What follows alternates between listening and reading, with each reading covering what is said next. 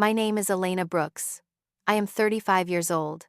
My job is to read aircraft maintenance records and find the exact moment a system begins to lie. Exactly 1 year after I signed the divorce papers, I saw my ex-husband again in the business class lounge at Seattle-Tacoma International Airport. Mason stood directly in my path, one hand resting on the shoulder of Paige Turner, once my best friend, now his new wife, and the other gripping the handle of the stroller carrying Noah, the 1-year-old boy Mason, proudly introduced as his son. He looked me straight in the eye and spoke loudly enough for 3 rows of seats around us to hear every word. In 1 year, Paige gave me what you couldn't give me in our entire marriage. I did not cry. I did not raise my voice. I did not take a single step back. I looked up at the corporate guest operations screen hanging behind Mason's shoulder. Vail Aero's aircraft had just changed status to parked at the gate. I knew Adrian Vail was on that plane. Maya had only told me he was not coming alone and wanted a private conference room. In 2 minutes, Mason would no longer be calling Noah proof of his victory. Before I continue, leave a comment and tell me where you're watching from. If you've ever had to stand tall in front of people who dismissed your worth, please like this video and subscribe to the channel. Now let me go back about 15 minutes. 7:42 a.m. On Tuesday. A light rain was falling over Seattle, the kind that was not enough to soak your clothes, but enough to fog every pane of glass in the terminal. I passed through corporate guest security carrying a leather briefcase and an encrypted tablet. Inside the briefcase was a notice to appear from independent counsel to the board of North Star Pacific Airlines. On the tablet was a summary of 3 maintenance files. The numbers in those 3 files did not match. I was not calling it fraud yet.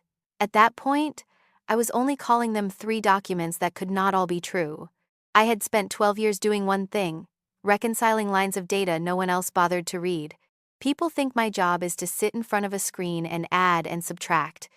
In reality, my job is to notice tiny discrepancies: a date that does not match, a duplicated serial number, a signature that appears only after the work was already completed.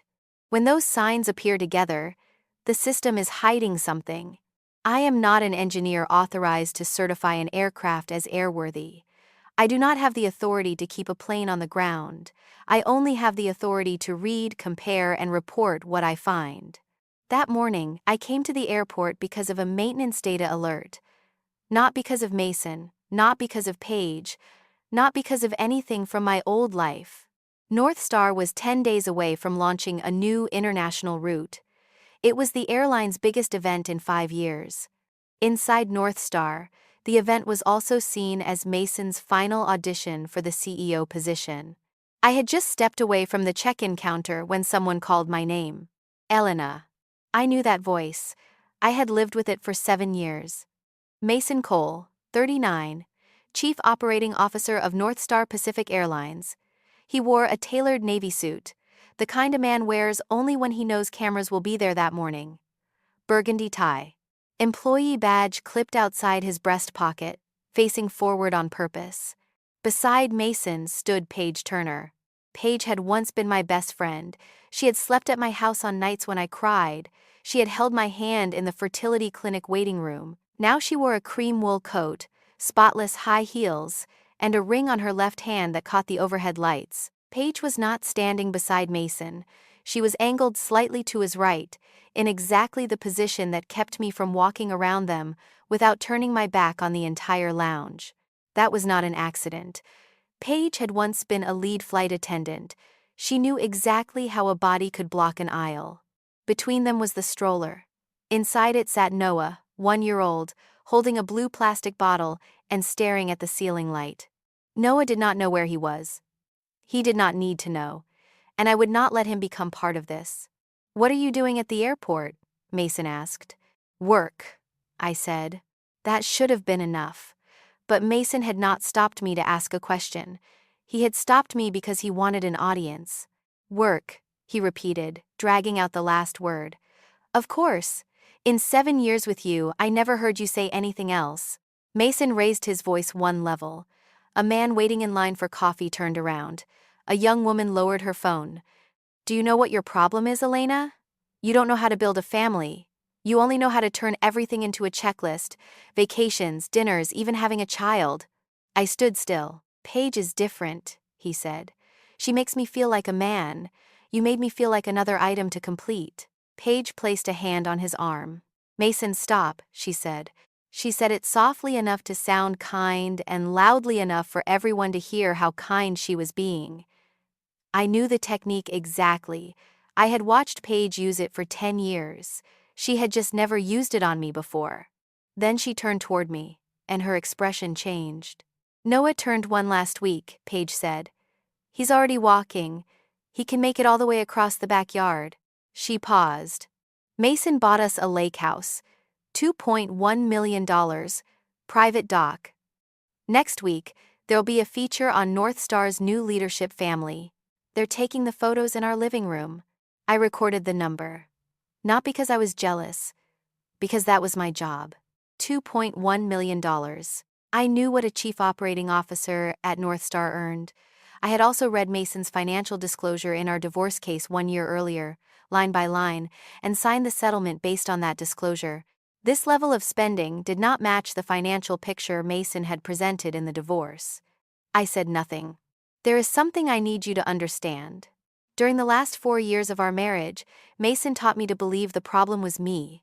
After every failed treatment, he did not hold me. He asked what I had done wrong. He asked whether I had taken the medication on time, whether I had slept enough, whether I was more stressed than necessary. The doctor repeatedly recommended that Mason undergo additional specialized testing. He always found a reason to refuse, then turned around and said the problem had to be me. Once, Mason said a woman who could not have children had no right to make demands in a marriage. And while I broke down month by month, Mason began spending more time with Paige. I believed him. For a very long time, I truly believed I was the cause. But that morning, I had not come to argue about those 4 years. The past was not what I was carrying in my briefcase. I need to go, I said. Please move. Mason stepped sideways, directly into the path I intended to take. You know, he said, leaving you was the best decision I ever made.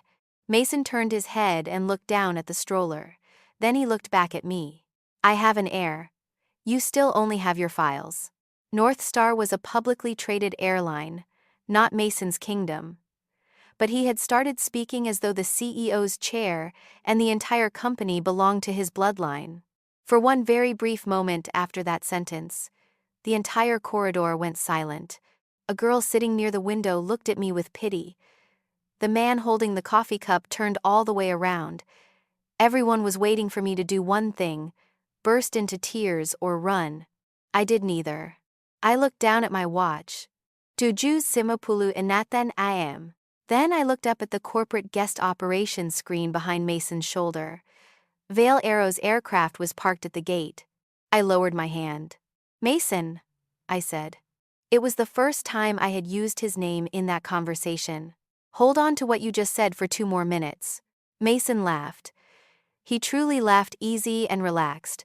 The laugh of a man who believed his ex-wife was trying to salvage the last scrap of dignity she had left in front of a crowd.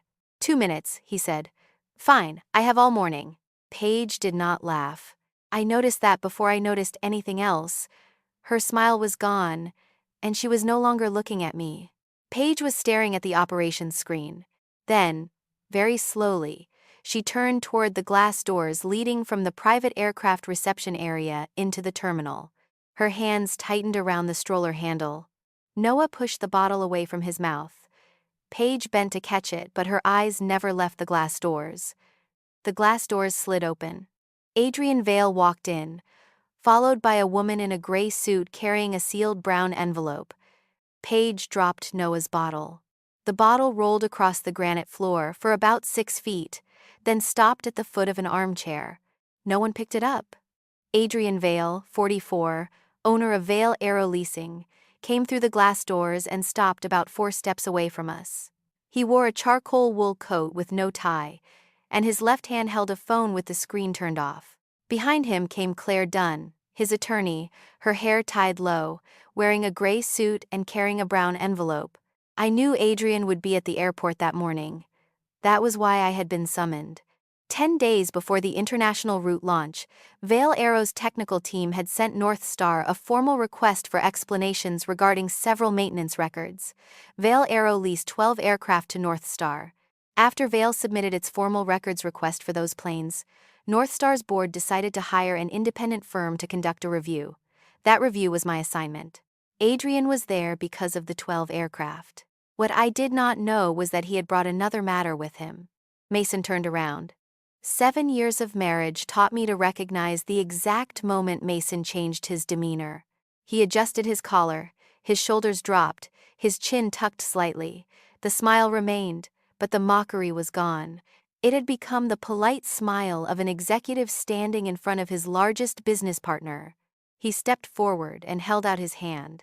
"Mr. Vail, what a wonderful coincidence." Adrian looked at the hand. Then he walked around it. He did not look at Mason. He looked at Paige. I have stood in many rooms when someone realized everything had just ended. I knew that posture. Paige's shoulders went rigid, both hands stayed locked around the stroller handle, and she did not blink. "Adrian," Paige said. Her voice was much lower than it had been 2 minutes earlier. "We need to talk privately." Mason laughed. He actually laughed.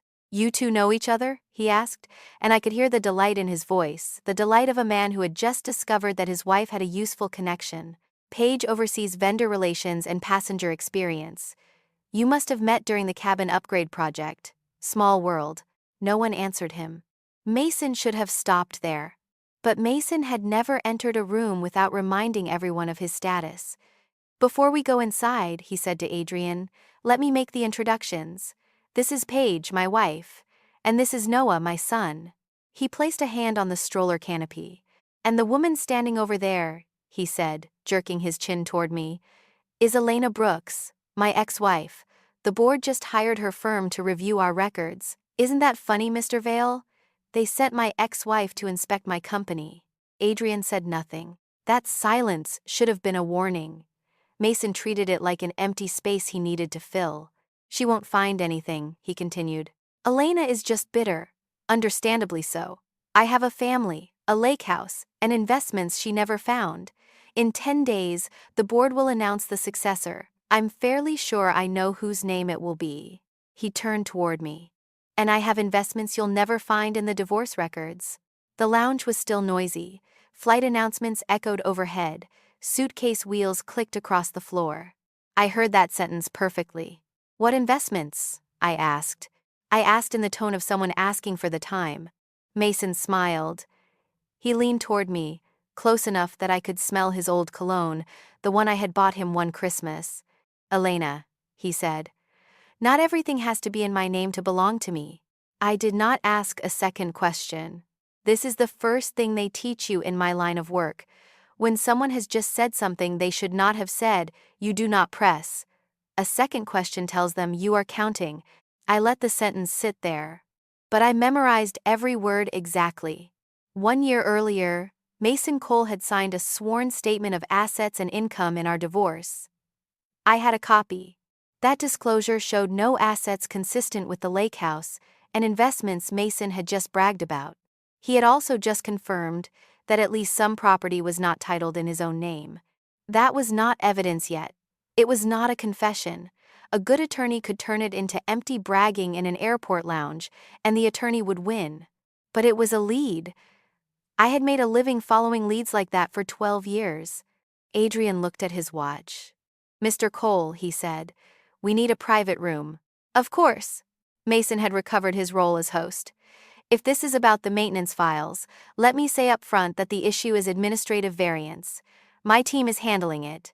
We have cut several $1 million in maintenance costs over the last 18 months, and when you overhaul an entire supply chain, the paperwork sometimes trails the work." "How did you cut the costs?" Adrian asked. "Smarter purchasing."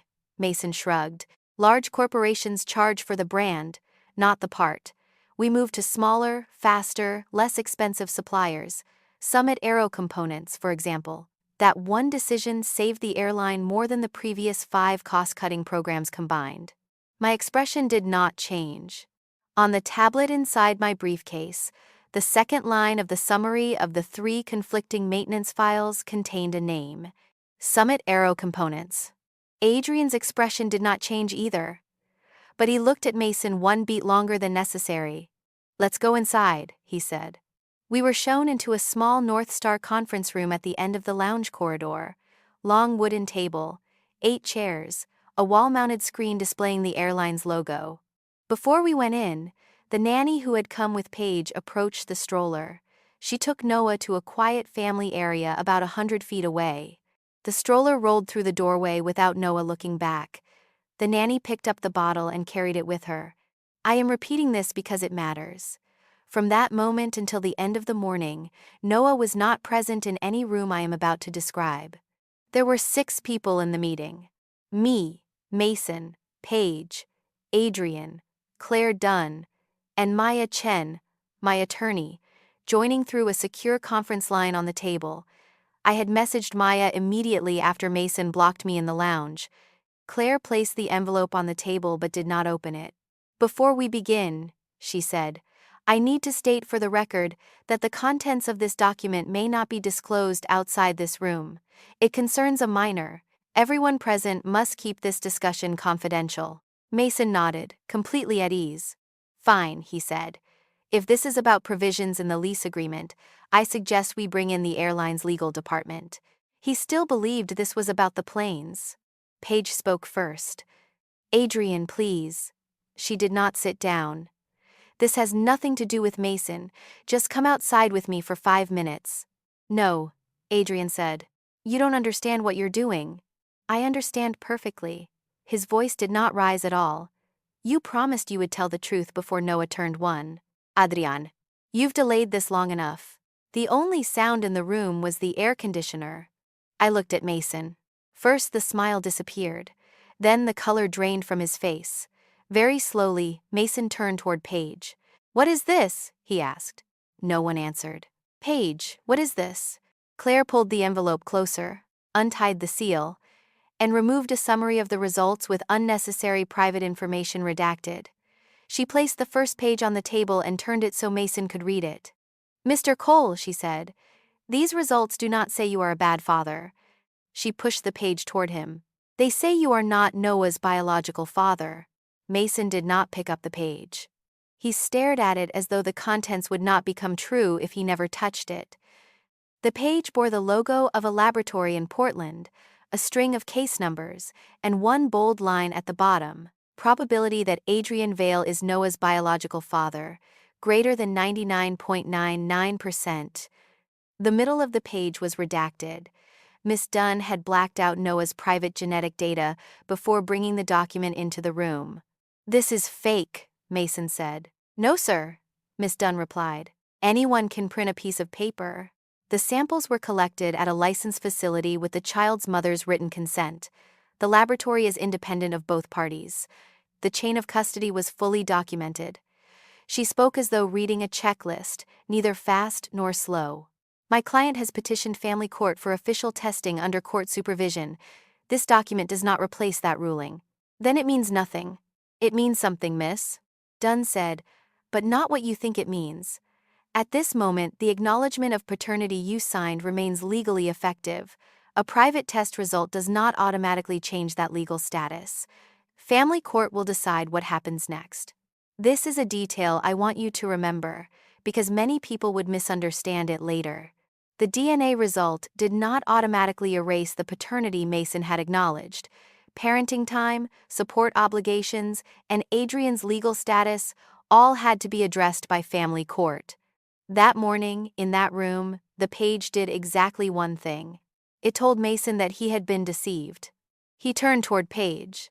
"You knew," he said. "It was not a question. I only found out recently." "How recent is recently?" Mason. "How recent is recently, Paige?"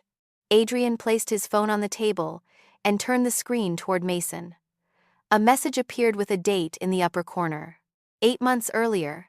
"I have the results. If you want your name kept out of this completely, we need an arrangement." Mason read the line twice. I watched his eyes move from left to right, then return to the beginning. I assumed Mason was assembling the same timeline I had just recognized.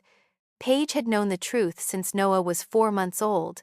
After that, she still married Mason, let him buy the lake house, and let him use the image of a stable father to strengthen his standing at North Star. Paige had known the entire time. "You let me sign," Mason said. Paige did not answer. "You let me buy the house. You let me stand in front of the board and talk about my son. I was afraid." "You were afraid," Mason repeated. "You can't understand." Paige's voice broke, but I still recognized the way she was shifting attention away from what she had done. "When I was pregnant, I wasn't sure. I truly wasn't sure. Then by the time I got the results, everything had gone too far. I had a child. I had a marriage. If I told the truth, I would lose everything in one afternoon." She looked around the room, and her eyes stopped on me. I thought she was searching for someone who would nod. "You were always busy," she continued, turning back to Mason. "You traveled. You came home and talked about budgets. Adrian was the only person who asked how my day was and stayed long enough to hear the entire answer." I recognized the way Paige was redirecting the story. She admitted the smallest part, blamed everything else on circumstance, then turned her emotions into a reason for everyone to stop asking questions. Paige's fear was real. I did not doubt that. But fear does not last 8 months and open a bank account to receive monthly payments by itself. Adrian said very little about that part. "I am not putting my financial records on this table," he told Mason. "My attorney will handle that with the court. I will confirm only 3 things." He raised one finger. "She requested recurring transfers. We called them private support." A second finger. "When I proposed making everything public and handling it properly, she said that if my name appeared, it would appear in places where I did not want it. The press. North Star's board." A third finger. "Last month, I stopped the transfers and turned everything over to counsel. I did not come here to take Noah away or demand custody in this room. I have no right to do that this way. I came because I do not want Noah growing up inside a record built on payments no one is allowed to mention." He sat down. That was the only time that morning Adrian Vale spoke louder than normal. Even then, he did not shout. Mason stood up, but he did not turn toward Paige. He turned toward me. "You set this up." "No," I said. "You knew he was coming." I knew Vale Arrow had formally requested explanations for maintenance records. I knew Mr. Vale would be in Seattle this morning. The board summoned me for that reason. I spoke slowly, one sentence at a time, because I knew someone would later ask me to repeat every word. I knew nothing about Noah until Miss Dunn opened the envelope. "You expect me to believe that?" "I don't expect you to believe anything." He took one step toward me. Adrian stood too. Through the secure conference line in the middle of the table, Maya said one word: "Mason." He stopped. "You're enjoying this, aren't you?" he said. "You've waited a year to see this." I could have said many things in that moment. I could have repeated what he had said in front of the entire lounge 15 minutes earlier. I could have asked how it felt to learn that the child he had just used to humiliate me was not biologically his. I did not. Not because I was noble. For years I had believed Mason and accepted all the blame. So what I felt was not victory. It was anger over how long I had allowed him to define my worth. I was not going to let that anger decide my next sentence. "Mason," I said, "I did not put words in Paige's mouth, and I did not put your name on the test result." He had no answer to that, so he did what he always did when he had no answer. He changed the subject to something he believed he could control. "Fine," he said, adjusting his cuff. "This is a family matter. We will handle it privately. Mr. Vale, I suggest we separate the 2 issues. Personal matters should not affect the relationship between our companies." "I agree," Adrian said. "That is why I brought 2 sets of documents." Mason went still. "Our technical team reviewed the maintenance records for the fleet we leased to North Star," Adrian said. "Several component certifications do not match the installation data. We sent a formal notice 10 days ago and have not received a verifiable response." "It's an administrative discrepancy," Mason said. Mr. Vale had not cited a single number. He had not named an aircraft. He had not identified a certificate. Mason already had an answer prepared. In my profession, there is something more revealing than a wrong answer. It is an answer that comes too quickly. I opened my briefcase and turned on the tablet. Claire removed a thin file from the document case beside her chair and handed it to Adrian. Adrian placed the second file on the table beside the page bearing the 99.99% result. "Mr. Cole," he said, "Noah is why I came to see Paige." He pushed the file forward. "But the 12 aircraft are why I came to see North Star." Mason did not open the second file. He needed to finish the first matter, and he did it the way he had handled every meeting I attended with him over 7 years. He fired off questions without waiting for answers, trying to bury the other person beneath the volume of them. "How long has he been seeing you? Mason. How much money? How much in total? It's not what you think. Did you use the boy? Did you tell him that if he stopped sending money he wouldn't get to see him?" "I never said that. Does anyone at North Star know about this?" Paige paused for exactly half a second before answering the last question. That hesitation told me more than her answer did. "No," she said. Mason did not notice the pause. He was too busy being angry. But I was sitting 4 feet from Paige with an open notebook on my lap. My job was to notice when someone needed extra time to choose an answer. Then Paige changed direction. This was what I had been waiting for. "You don't have the right to ask me any of those questions," she said. Mason froze. "You heard me. You're sitting here playing the betrayed husband. Have you forgotten when you met me? You came to me while you were still wearing your wedding ring. You texted me from your living room while Elena was asleep upstairs." She did not look at me when she said it. Neither of them did. They kept arguing as if I were not in the room. That feeling was not new. "You never loved me," Paige continued. "You used me. You needed someone who could hurt Elena, and I was the only person close enough to her to do it effectively. Be careful. Then, when I got pregnant, you didn't ask whether I was okay. You asked whether it was a boy. You asked that before you asked how I was feeling, Mason. You wanted a son to build your image in front of the board." Mason slammed his palm against the table. Only once. The water glass beside him tipped, spilling across the table and soaking the edge of the file. Miss Dunn pulled her documents back. Mason did not touch Paige. He did not need to. He leaned down and spoke very quietly, his face about a foot from hers. "If you say one more word in this room, you'll be out of that house before the end of the month." Paige went silent. The threat involving the house was enough to stop her. And I wrote one line in my notebook. Not about Paige. About Mason. He had just said he could throw someone out of a house that, according to his own words in the lounge 20 minutes earlier, was not in his name. People do not threaten others with something they do not control. Adrian spoke in an even, cold voice, deliberately pulling the meeting back to the main issue. "Mr. Cole, I still have a second file." Mason sat down. He needed a subject he believed he knew better than anyone else in the room. "Go ahead." Vail Aero audits the records for its leased fleet every 6 months. That is a contract term, not an accusation. Adrian opened the cover. This time, we found 3 things. He did not use a single technical term. I later learned he had made his attorney rewrite that presentation 4 times until someone outside the industry could understand it.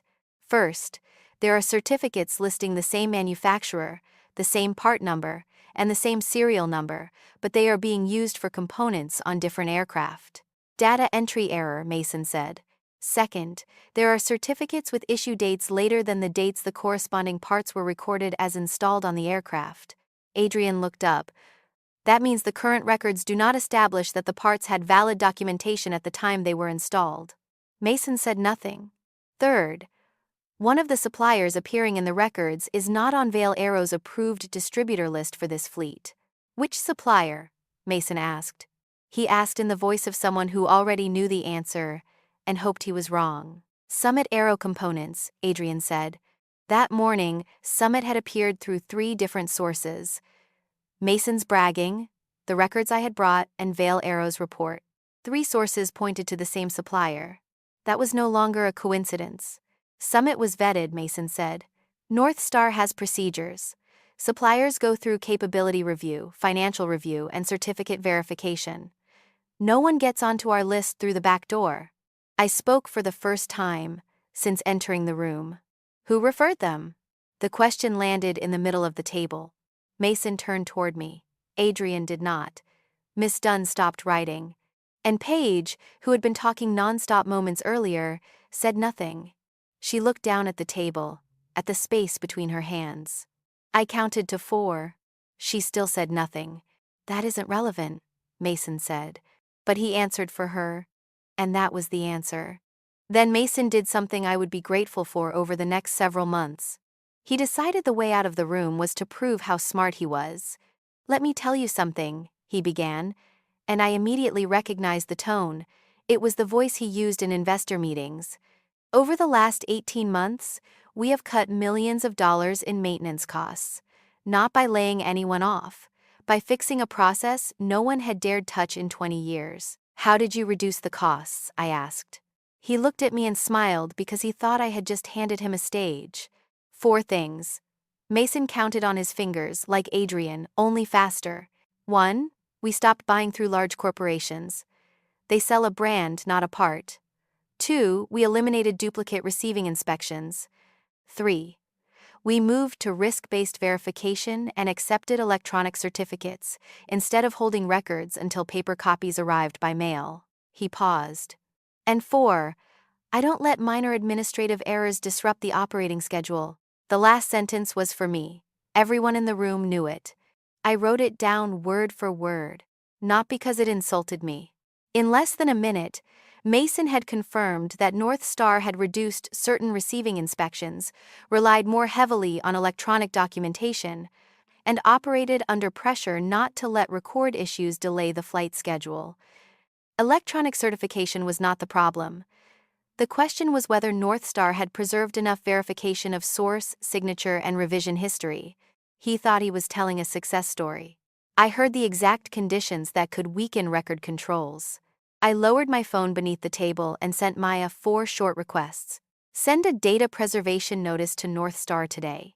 Require preservation of all supplier-related email. Preserve the complete access logs for the maintenance record system. Ask independent board counsel to supervise the preservation process. Maya replied within 40 seconds. Received. Sending now. The meeting ended at 9:11 a.m. Adrian and Miss Dunn left first. Before leaving, Miss Dunn told Paige that all further communication regarding Noah would go through counsel and family court. She also said her client requested that Noah not appear at any North Star media event until the court reviewed the matter. Paige nodded. She went to the family area to get Noah. I watched her walk the length of the corridor, and for about 3 seconds I thought of the woman who had once sat beside my hospital bed when I was 27. Then I stopped thinking about it. Mason and I were left alone in the room. He stood, fastened his suit jacket, and recovered 90% of his posture in a single motion. Elena, what? What happened this morning is personal. I will handle it my way. He stepped toward the door, then stopped. Don't confuse my family matters with permission to walk into my company. I closed my notebook. I didn't come because of your family, Mason. I came because 3 certificates cannot all be true. He left. I stayed in the room while the spilled water dried across the tabletop. Paige had maintained 2 versions of the same truth and made sure they never met. False records work the same way. Each reviewer is shown a different version. I opened the tablet. I opened the first of the 3 files the board had sent me, a batch of components supplied by Summit Aero Components for one of Vail Aero Leasing's 12 aircraft. I scrolled to the bottom of the original vendor vetting file. Vendor sponsor: Paige Turner. Nora Ellis waited for me at a coffee shop 4 blocks from North Star's headquarters, sitting at the table farthest from the windows. She was 29, a quality control engineer who had worked in maintenance for 4 years. She carried a canvas bag and a cup of tea that had gone cold, and she did not take a single sip during the 40 minutes we sat together. Before we begin, she said, I need you to know that I don't have the originals or the complete files. I only have what I personally saw and the information I was permitted to retain. Then start with what you personally saw, I said. Nora told the story in chronological order without adding commentary. I could tell she had rehearsed it in her mind many times before saying it to anyone else. 3 months earlier, she had reconciled a batch of parts against the certification records. She did it for a very ordinary reason. She noticed the same manufacturer, part number, and serial number combination appearing twice in the same week on 2 different shipments. She opened the first alert. 3 days later, the alert was closed. The reason field contained exactly 4 words: manually verified. There was no name for the person who verified it, and no supporting document attached. She opened a second alert. That alert was not closed. It was downgraded from inspection required before operation to routine monitoring. The downgrade removed it from the priority queue and placed it on a list that was rarely reviewed in time. She opened a third alert. 4 days later, her access to the vendor record module was restricted. No one sent an email explaining why. She simply logged in one morning and found that 3 folders had disappeared from her screen. "Nora, did you take any data outside the company?" I asked. "Screenshots of the alerts I created myself and the case numbers needed to identify them. That's all." She pushed the canvas bag toward me but did not let go. "No passenger data. Nothing from the reservation system. I did not copy the complete technical files. I did not touch the bag. Keep everything exactly as it is," I said. "Do not send it to me and do not create any additional copies." Am I going to be fired? I did not lie to her. "I don't know. Maya will explain your options before any material is accepted. Your identity will be included in the record only in the way counsel determines is necessary and with your consent." Nora looked at me. "Will that protect me?" "Not completely, but it will create an official record, so any action taken against you after you report this will have to be examined." Nora nodded. And for the first time in 40 minutes, she took a sip of tea. I called Maya from the coffee shop. That afternoon, Maya and independent board counsel instructed Nora to transmit the screenshots and file numbers through a secure channel. Every file was logged by source, time received, and authorized access. Nora retained the originals of what she had saved. I received only working copies after counsel confirmed the permitted scope of use. That night, I sat at my dining table with the firm's encrypted computer and did the work I had done for 12 years. By 3 in the morning, I had confirmed a pattern. Nora's screenshots independently confirmed 2 anomalies Vale Aero had found. The same manufacturer, part number, and serial number appeared on components recorded on different aircraft.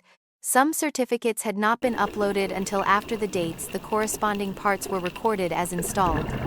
The new information was in how the internal alerts had been handled. One alert had been closed without a verifier's name or supporting documentation.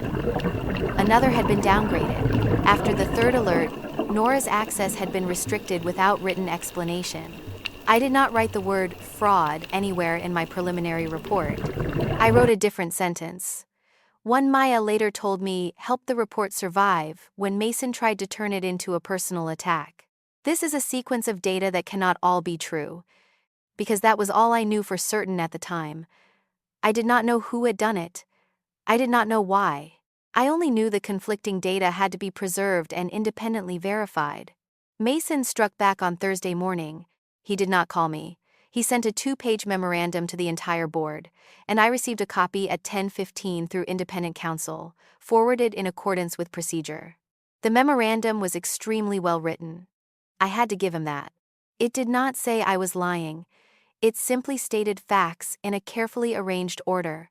That the person leading the independent review was the chief operating officer's ex-wife. That the divorce had concluded about 1 year earlier.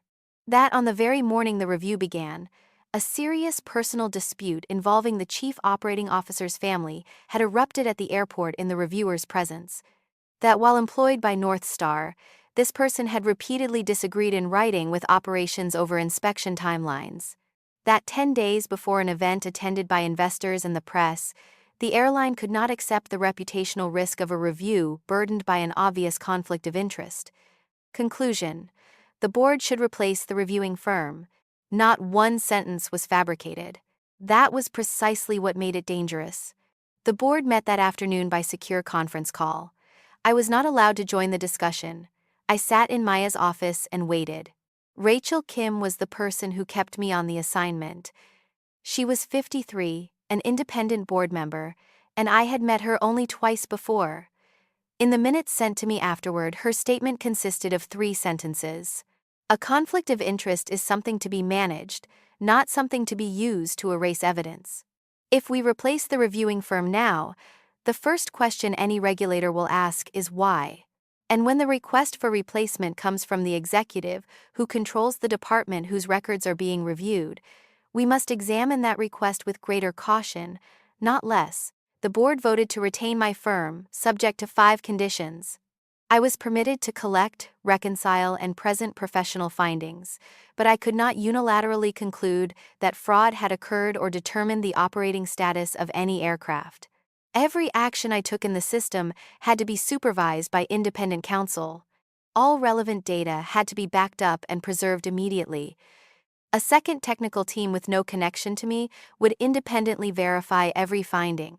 And Mason could not unilaterally change the composition of the review team.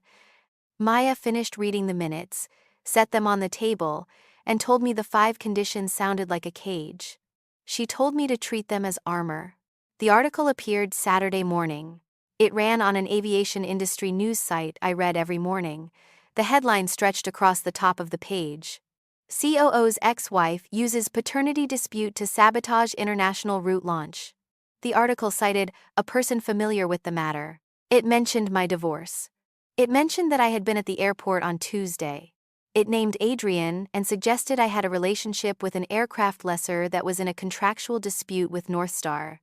And in the 9th paragraph, it mentioned my 4 years of fertility treatment. I read that paragraph 3 times. Aside from the medical team that had treated me, only 3 people knew the private details at the level described in the article. Me sister, Mason, and Paige. I sat in my kitchen for a long time after reading it. Outside the window, the rain kept falling, the kind of Seattle rain that is never heavy enough to become an event. I thought about writing a response. I drafted it in my mind, paragraph by paragraph, and it was very good. Then I called Maya. "Don't," she said before I finished the sentence. "I know. You know, but I still need to hear you say it." So I said it. If I respond to the personal allegations, the records for the 12 aircraft will be dragged into an argument between 2 formerly married people. Then the technical evidence will be buried beneath the noise. "Exactly," Maya said. "You stay quiet. I'll be loud for you in the places where a record is made." Over the next 3 days, my small world narrowed. 2 former North Star colleagues did not respond to my messages. Another replied very politely that he thought it would be best if we did not communicate during the review. One of my firm's clients, a cargo carrier in Denver, sent a letter requesting an explanation of the situation reported in the press. My director spent the entire Monday afternoon on the phone with them. My sister texted to ask whether I was all right. I told her I was, and that was the only time in this entire story I lied to someone I loved. At 11:47 Monday night, my phone vibrated. It was an alert from the temporary audit feed independent board council had ordered established. The read-only tool recorded every new action in the vendor record module and sent simultaneous alerts to me, Maya, and supervising counsel. I opened it while lying in bed, the light from the screen falling across my face. There was a new login session, vendor record module, accessed at 11:41 p.m. Username: Elena Brooks. I had left North Star 1 year earlier. On my last morning, in front of 2 human resources employees, I had signed the access termination form. The account bearing my name should have been disabled and incapable of creating a new login session. And at 11:41 that night, I was lying in my bedroom. My computer was closed. I need to explain exactly where I obtained the documents, because this is the point Mason's attorneys would later attack most aggressively. I did not break into any system. I did not buy information from anyone. I did not access any private bank records. I worked in a windowless conference room on the 2nd floor of Maya's office, using 3 sources of material. The first source was public records, state business registrations, county property records, business licenses. Anyone with a small filing fee and a free afternoon could obtain them. The second source was the access Northstar's board had granted for the independent review. That access was limited to the procurement module, maintenance records, and documents vendors were required to provide under the audit rights clauses in their contracts. Independent counsel supervised every file I opened. The third source was Nora's screenshots and file numbers. Maya and independent counsel had received them, logged their source, and approved them for use in the review. There was no fourth source. I wrote that sentence on the first page of the report, and I would have to repeat it many times. The first 3 days, 3 companies, Summit Aero Components, had been registered in Nevada 2 years and 2 months earlier. Its headquarters address was a shared office building in Reno, Suite 412.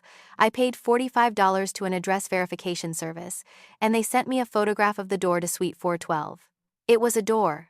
Inside was a shared reception desk, used by 27 other companies. Using a shared office did not prove Summit was a sham company. But the public records and the due diligence package Summit submitted to Northstar did not show warehouse facilities, quality control staff, traceability systems, or manufacturer-authorized distributor status, consistent with the volume of parts it had sold. The employee list disclosed in the due diligence package submitted to Northstar named 2 people, 1 managing director, 1 administrative employee. Over 18 months, those 2 people had billed Northstar Pacific Airlines millions of dollars. Summit could have operated as a non-stocking broker, but its records did not establish that it had the staff, systems, or logistics partners necessary to handle the volume Northstar had purchased.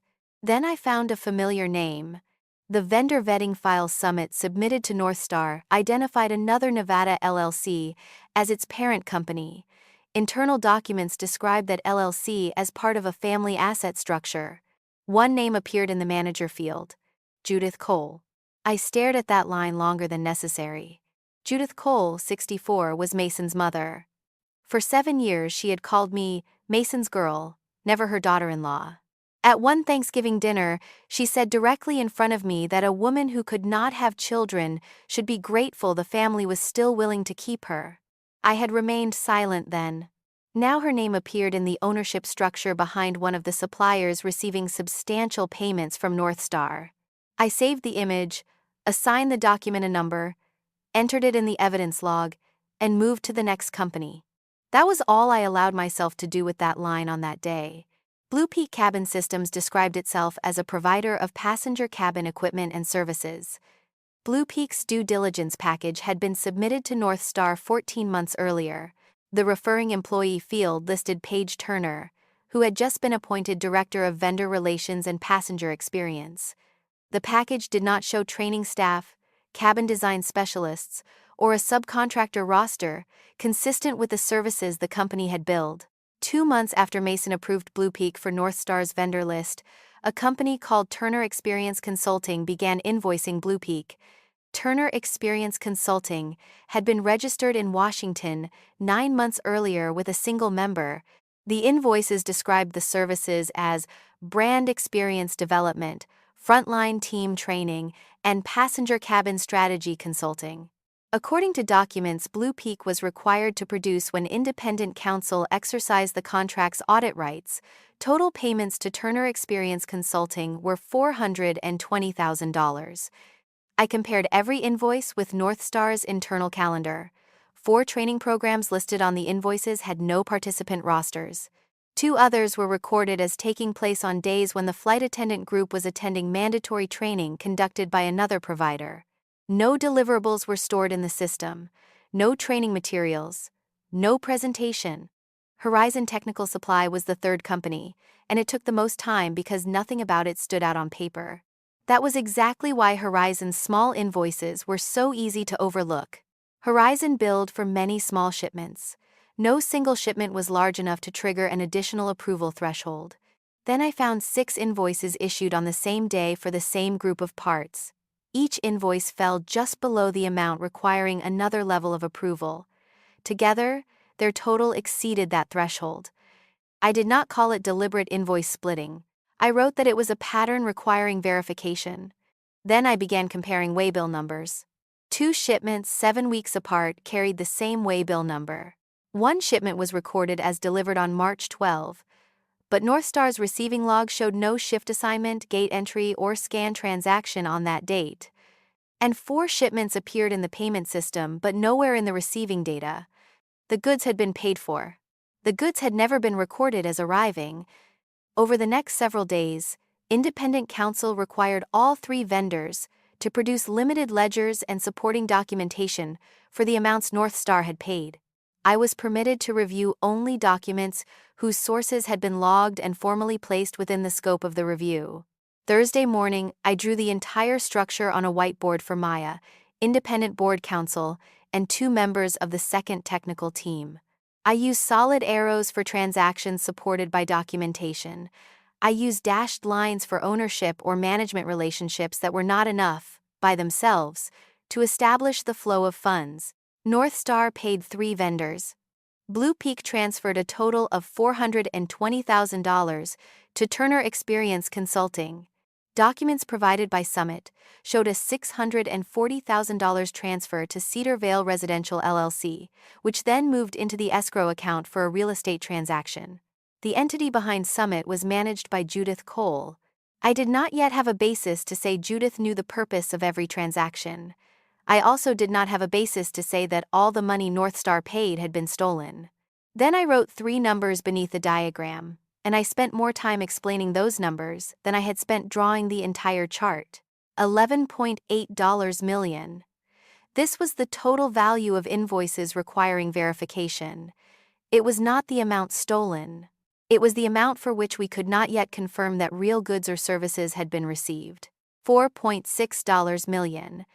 This was the portion currently showing signs that the money had not been used for the purpose stated on the invoices or that lacked sufficient documentation for the corresponding goods or services. $2.3 million.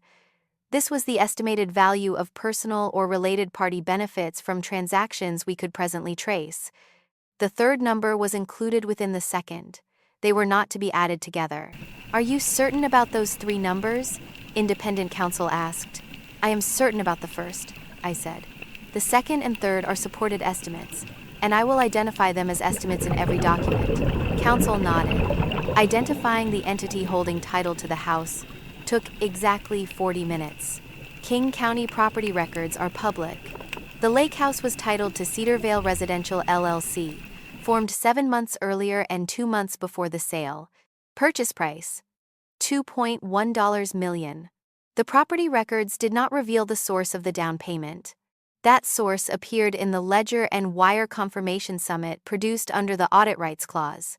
A $640,000 transfer went to Cedar Vale Residential LLC and then into the transaction's escrow account on the date the home purchase closed. I called Maya and read her what I had found. All right, she said. Now listen to the uncomfortable part. Go ahead. This may give us grounds to ask the court to reopen the property division because Mason swore that he had no economic interests beyond those he disclosed. That is a strong basis. But it does not automatically make the house yours. You cannot think that way. And more importantly, you cannot say it. If anyone hears you talking about that house as something you are about to take, this entire review will be reinterpreted as a personal collection action. I understood. Maya looked at me long enough for me to know the warning was not only for the report.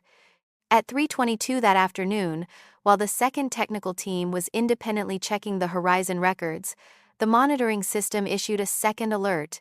The account named Elena Brooks was active. 6 of us sat in a conference room watching it in real time. No one spoke. The account opened a maintenance alert. The account removed one attachment and replaced it with another. The account closed the alert. And in the reason field it entered 4 words. Manually verified.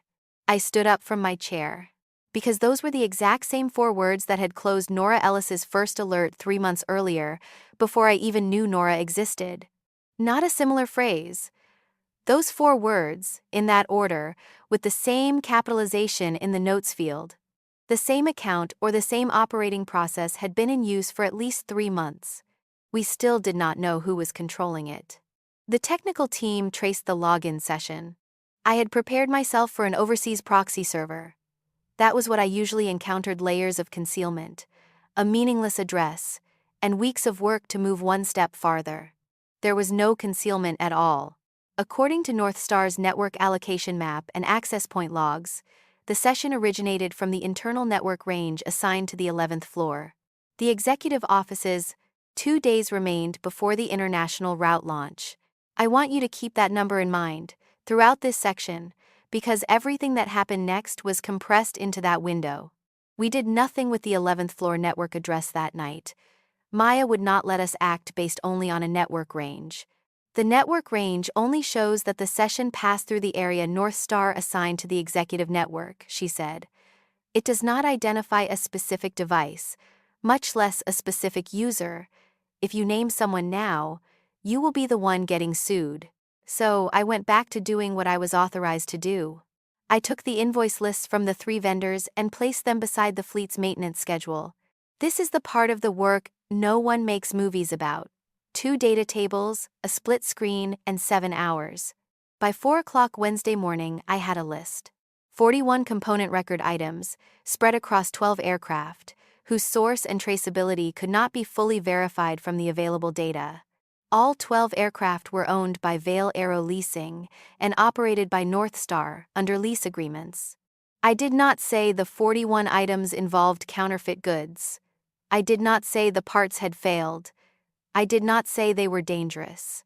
I said that based on the records available, no one could prove the parts were what the paperwork claimed they were. An aircraft contains hundreds of thousands of parts. 41 is a small number, but when a part source has not been verified, it must be treated as unverified until the issue is resolved. It cannot automatically be treated as valid simply because no incident has occurred. At the request of independent counsel, and after the board authorized release of the preliminary report, Marcus Reed arrived at Maya's office at 9 o'clock Wednesday morning. He was 47, wore a waterproof jacket frayed at the elbows, and carried a paper notebook instead of a computer. He was an investigator specializing in vendor fraud and aviation maintenance records, working in coordination with the Safety Oversight Authority. The first thing he did was tell us what he did not do. I don't handle divorces, he said. I don't handle paternity testing. I don't handle custody. If there is one page about any of those things in the material you give me, I will hand that page back. I started to say that the DNA result was relevant to Paige's undisclosed relationship with a business partner. He raised a hand. That's a board matter. It may be a matter for your attorney. It is not my matter. He opened the notebook. My work is falsified maintenance records, part certifications, vendor fraud, and obstruction of an investigation. 4 things. Now show me the 41 items. I showed him for 1 hour and 40 minutes. When I finished, he set down his pen. Miss Brooks, a bad record does not mean an airplane is about to fall out of the sky. Most record discrepancies begin with carelessness, outdated software, or data entry mistakes. He placed a hand on the list in front of him. But a component without a reliable source is an unknown. The correct response is to verify the original records, confirm them with the manufacturer or supplier, and physically inspect the part when necessary. Will you order the aircraft grounded? I asked. I do not have that authority, neither do you. He did not emphasize the second sentence, but he looked directly at me. The airline, the lessor, and the regulator each have separate authority. Depending on the risk, they may act in parallel. Your job is to give them verified findings so they can decide. Then he asked for something that annoyed me at the time. He asked the review team not to release speculation to the press until the independent cross-check was complete. If this reaches the news tomorrow morning under a headline saying 12 aircraft have counterfeit parts, he said, thousands of people will cancel tickets by noon, and the documents we need may disappear before they can be preserved. I am not asking North Star to delay any required report or safety action. I am asking you to wait 48 hours before making public conclusions. 48 hours. Exactly the time remaining before the launch event. Wednesday afternoon, Nora told her part. She spoke in front of Marcus, with independent counsel present, and everything was entered into the record. 6 weeks earlier, she had asked that 3 items in a Summit shipment be held for a full receiving inspection before they were installed on an aircraft waiting to complete maintenance. Her direct manager replied that the inspection would delay the aircraft's return to service by at least 18 hours, while that week's flight schedule had no slack. 2 days later, an email went to the entire operations division. The sender was Mason Cole. Nora read it word for word so Marcus could write it down. "We do not let a paperwork issue disrupt the operating plan. If a file is incomplete, complete the file. Do not keep the aircraft on the ground." Marcus wrote the entire sentence in his notebook, then underlined 4 words. "Complete the file." "Nothing in this sentence instructs anyone to falsify anything," he said. "Nothing tells anyone to lie. If this sentence is presented by itself, opposing counsel will read it as a reminder about performance." He looked up. "But placed beside a sequence of alerts closed, downgraded, or supported with replacement documents without adequate explanation, it becomes context that must be investigated." By Wednesday evening, the second technical team found the strongest evidence we had obtained up to that point. The same scan certificate appeared in 2 different records, for 2 different components, on 2 different aircraft. Not 2 similar copies. The same underlying scan. The proof was simple enough that I can explain it in 30 seconds. When a sheet of paper is scanned, the scanner captures everything on it, including tiny details. This scan had a crease in the upper right corner and a small speck of dust about 2 centimeters from the left edge. The crease and the speck appeared in exactly the same positions in both records. The hash values of the 2 complete PDF files were different because the text on the first page had been changed. But when the expert separated the background scan layer from each file, the hash values of those image layers matched exactly. The 2 records used the same scan, and then overlaid different component names and serial numbers. And both uploads had been made by the same account, the account bearing the name Elena Brooks. I sat in that conference room staring at my name beneath a document I knew had been altered, and for the first time since Tuesday morning at the airport, I felt afraid. I was not afraid of Mason as my ex-husband. I was afraid of what someone could construct, using my name and my access history. Thursday morning, Adrian sent a formal letter. It was not an angry letter. It was 4 paragraphs drafted by Miss Dunn, citing 3 provisions of the lease agreement. Vail Aero required North Star to preserve the current condition of the 12 aircraft and all related records for an independent inspection. Vail Aero required that no item on the list be removed, replaced, or destroyed without full documentation, notice to Vail, and preservation of any removed component, except for emergency action required for safety. Vail Aero exercised its rights as lessor to conduct an independent inspection of its property, and Vail Aero requested that North Star not use the aircraft in the questioned group for the new route launch until the issue was resolved. The final paragraph was the most important, and Mason understood that immediately, because 2 of the 12 aircraft were scheduled for the inaugural flight. Mason's first recorded response was not a request for legal advice. It was a directive to operations. The directive went out at 1 o'clock that afternoon. Every incomplete maintenance record had to be completed and uploaded by 6 p.m. the following day. At the operations meeting that afternoon, Mason said the international route launch would not be postponed. According to notes confirmed by 3 attendees, he called the review an ex-wife's witch hunt. There was one thing Mason never understood about records. When you rush to fix them, you do not erase traces, you create more traces. During the prior 2 weeks, the account bearing my name had been active an average of twice a week. That Thursday, it was active 4 times. The 4th session began at 9:12 p.m. It uploaded a new file into the record of one of the 2 aircraft scheduled for the inaugural flight. An expert on the second technical team opened the file's version history, something the uploader could not see in the ordinary interface. The document properties contain the name of the machine that created the first edit before the file entered the system. That machine name was not mine. The technical team compared it with North Star's asset inventory. N'est-ce pas exec 1104? The desktop computer assigned to the Chief Operating Officer's office on the 11th floor. While Marcus's team examined the certificate scans, I continued tracing Paige's and Judith's roles. That trail involved no aircraft. It contained only invoices, a meeting in a coffee shop, and a 64-year-old woman who walked into my office without calling first. Turner Experience Consulting had been formed in Washington 9 months earlier with one member, Paige Turner. The company had no employees, and used the address of the apartment Paige had rented before moving into the lake house. Those facts did not automatically make Turner Experience Consulting a sham company. A one-person consulting firm might not need employees or a separate office.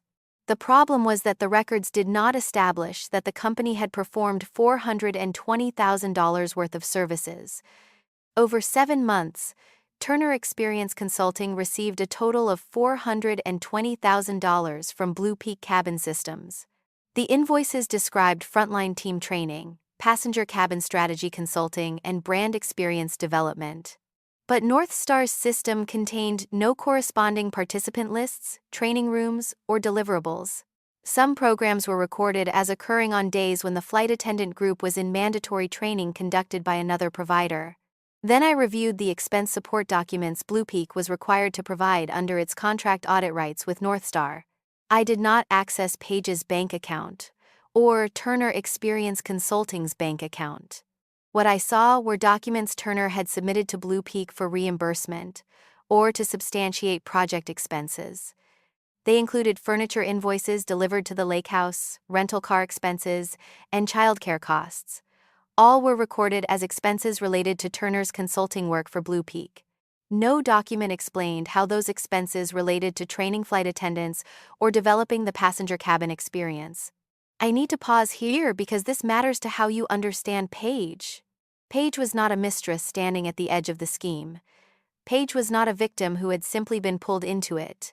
On the diagram I drew on the whiteboard, she occupied her own box, with her own incoming and outgoing lines. She did not control maintenance engineering.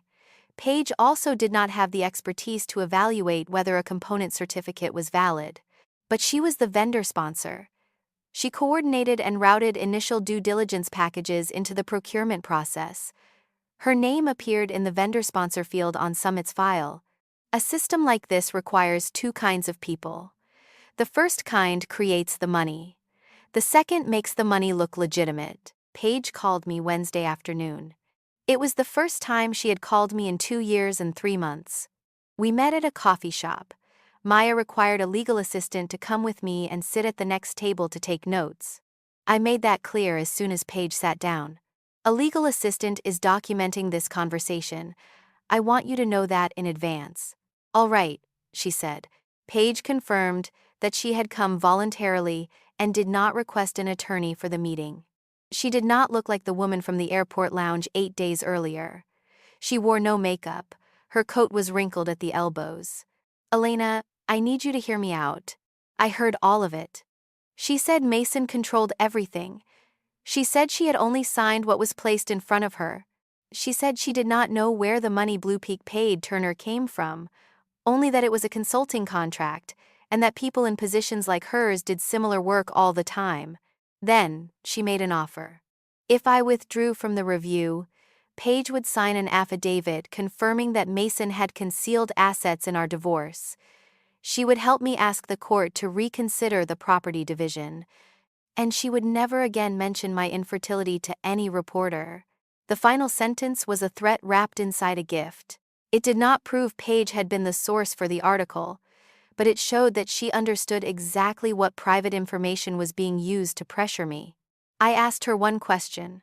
Are you willing to turn over your phone and all Turner Experience Consulting records to independent board counsel? Paige looked down at her coffee. I can't. Then you don't want to tell the truth, Paige. You only want to change sides. I paid for both coffees and left. Thursday morning, Judith Cole came to my office. She did not call first. She told the receptionist she was family. Maya moved us into a conference room and asked a legal assistant to sit in. Before we began, Maya made clear that she represented me, not Judith. She asked whether Judith was represented by counsel in any matter involving Summit. Judith said no. Maya explained that everything Judith said would be documented, and that she could stop the meeting to call an attorney or leave at any time. Judith confirmed that she understood and wished to continue. She sat down and placed her handbag on her lap. She believed she was the person applying pressure in that room. "Have you heard about the baby?" she asked. "Yes. My son just learned Noah is not biologically his." Her voice shook. The anger was real. "That woman destroyed my family." I said nothing. "Elena, I did not come here to argue with you. I came to ask you to stop." "Stop what?" "You know what I'm talking about. This review. Mason just found out that everything he believed about Noah was false. He is about to lose his wife. North Star is the only thing he has left. If you push him out of the company, you will take the last thing he has." Then, she did what I had been waiting for since the moment she walked in. "I know you have reasons to be angry," she said. "That marriage was difficult for both of you. The issue with children." She stopped. In 7 years, Judith Cole had never stopped in the middle of that sentence. She had finished it in front of me at Thanksgiving dinner. She had finished it over the phone one February evening when I had just returned from the clinic. This time she did not finish it. I think it was because a page showing 99.99% had destroyed the story she had told herself for 7 years. "Mrs. Cole," I said, "I do not have the authority to stop this review. The board hired my firm. If I withdraw, they will hire someone else, and that person will read the same records I am reading. He didn't steal from anyone. I haven't said that anyone stole anything." "He did not steal," she repeated louder. And then she said it. "He only took the share of profits Summit promised him. That company belongs to the family trust. It isn't in Mason's name, so it has nothing to do with your divorce." The legal assistant's pen moved across the paper. I let the silence last exactly 2 seconds. "What share of Summit's profits was Mason promised?" Judith opened her mouth. Then she closed it. I have sat across from many people in the moment they hear their own words replay in their minds. It always looks the same. They do not turn pale. They simply sit a little straighter, as though posture could withdraw a sentence. "I didn't say anything," she said. "You just did." Judith stood, picked up her handbag, and walked toward the door. At the threshold, she turned back. "You always listen too carefully," she said. "That is what I have always hated most about you." It was the most honest thing she had said to me in 7 years. Immediately after the meeting, Maya and independent board counsel sent preservation notices to Summit, its parent company, and the family trust. The notices only required the recipients not to delete, alter, or destroy records. They did not require them to produce anything. In a separate letter, independent counsel requested that Summit voluntarily produce all documents concerning undisclosed economic interests held by North Star executives. The request was based on the Conflict of Interest Disclosure Clause in the vendor agreement. Counsel for Summit and its parent entity agreed to produce the documents that afternoon, rather than risk the board seeking emergency relief from a court. By 4 o'clock, they transmitted a package through the secure channel. It included a 2-page side agreement signed 19 months earlier. Term 1. Mason Cole was entitled to 22% of distributable profits generated from Summit sales to North Star Pacific Airlines. Term 2. The interest carried no management title or ownership position disclosed in the registration records. Term 3. Mason did not appear in Summit's formal management structure. Beneficiary, Mason Cole. Signed in the capacity of trust manager, Judith Cole. I read the 2 pages and handed them to Maya. "What do we have?" I asked. "We have an undisclosed conflict of interest," she said. "A chief operating officer receiving a percentage of profits from a supplier selling to the airline he operates. The board will not need an attorney to understand that." "What about Judith?" Maya set the document down. "Her signature places Judith in the record of the financial interest. It does not prove she knew the component certificates were being altered. Those 2 issues must remain separate until evidence connects them." I understood that this was a line many people in my position would want to cross. The call log from Mason's company phone, preserved by North Star at independent counsel's request, established the next sequence. Judith left the office at 10:47. At 10:52, Mason's company phone received a call from Judith. It lasted 9 minutes. At 11:03, Mason called Paige. The call lasted 2 minutes and 10 seconds. and at 11:16, the account bearing the name Elena Brooks logged into the system. That sequence did not prove what they discussed. It also did not prove who initiated the login session. It only established the timing. That night, I sat at home with my phone face down on the table. I knew the next alert would come, I just did not know when. The login session began at 9:12 p.m., exactly as the technical team had recorded in the aircraft file. 14 minutes later, at 9:26, the same account uploaded a second document. The document was 4 pages long, entitled Vendor Record Review Certification Memorandum. It stated that the reviewer had examined all certificates from the 3 suppliers, found no discrepancies, and recommended closing every remaining alert. My name appeared at the bottom of page 4. Below it was an image of my signature. I knew where the signature came from within 9 minutes. It was not a forged signature someone had drawn by hand. It was my real signature, an image cut from a genuine document and pasted onto the bottom of page 4 of a document I had never seen. I knew because I recognized the defect. The B in my last name had a break in it. The pen ran dry for half a second as I made the loop, leaving a pinhead-sized white gap. I had seen that gap thousands of times over 12 years. It appeared intact in the file uploaded Thursday night. I opened the work record repository Northstar had made available to the review in read-only mode and found the original document within 4 minutes. The signature had been taken from the final report I submitted to Northstar Pacific Airlines 12 months earlier. My last day of work. The title of that report was Recommendations to Strengthen Component Supply, Chain Controls and Source Verification. I sat in my kitchen close to 10 o'clock that night, staring at the 2 documents side by side on the screen, and I had to stand up and walk away for a while. That man had taken my signature from the document I used to warn him about this exact problem and pasted it onto a document saying the problem did not exist. I called Maya at 10:11. "Do not touch that file," Maya said. "I can show how it was created in 20 minutes. "I know you can, but you cannot download it, process it yourself, and then declare that the file bearing your name is fake." Maya paused.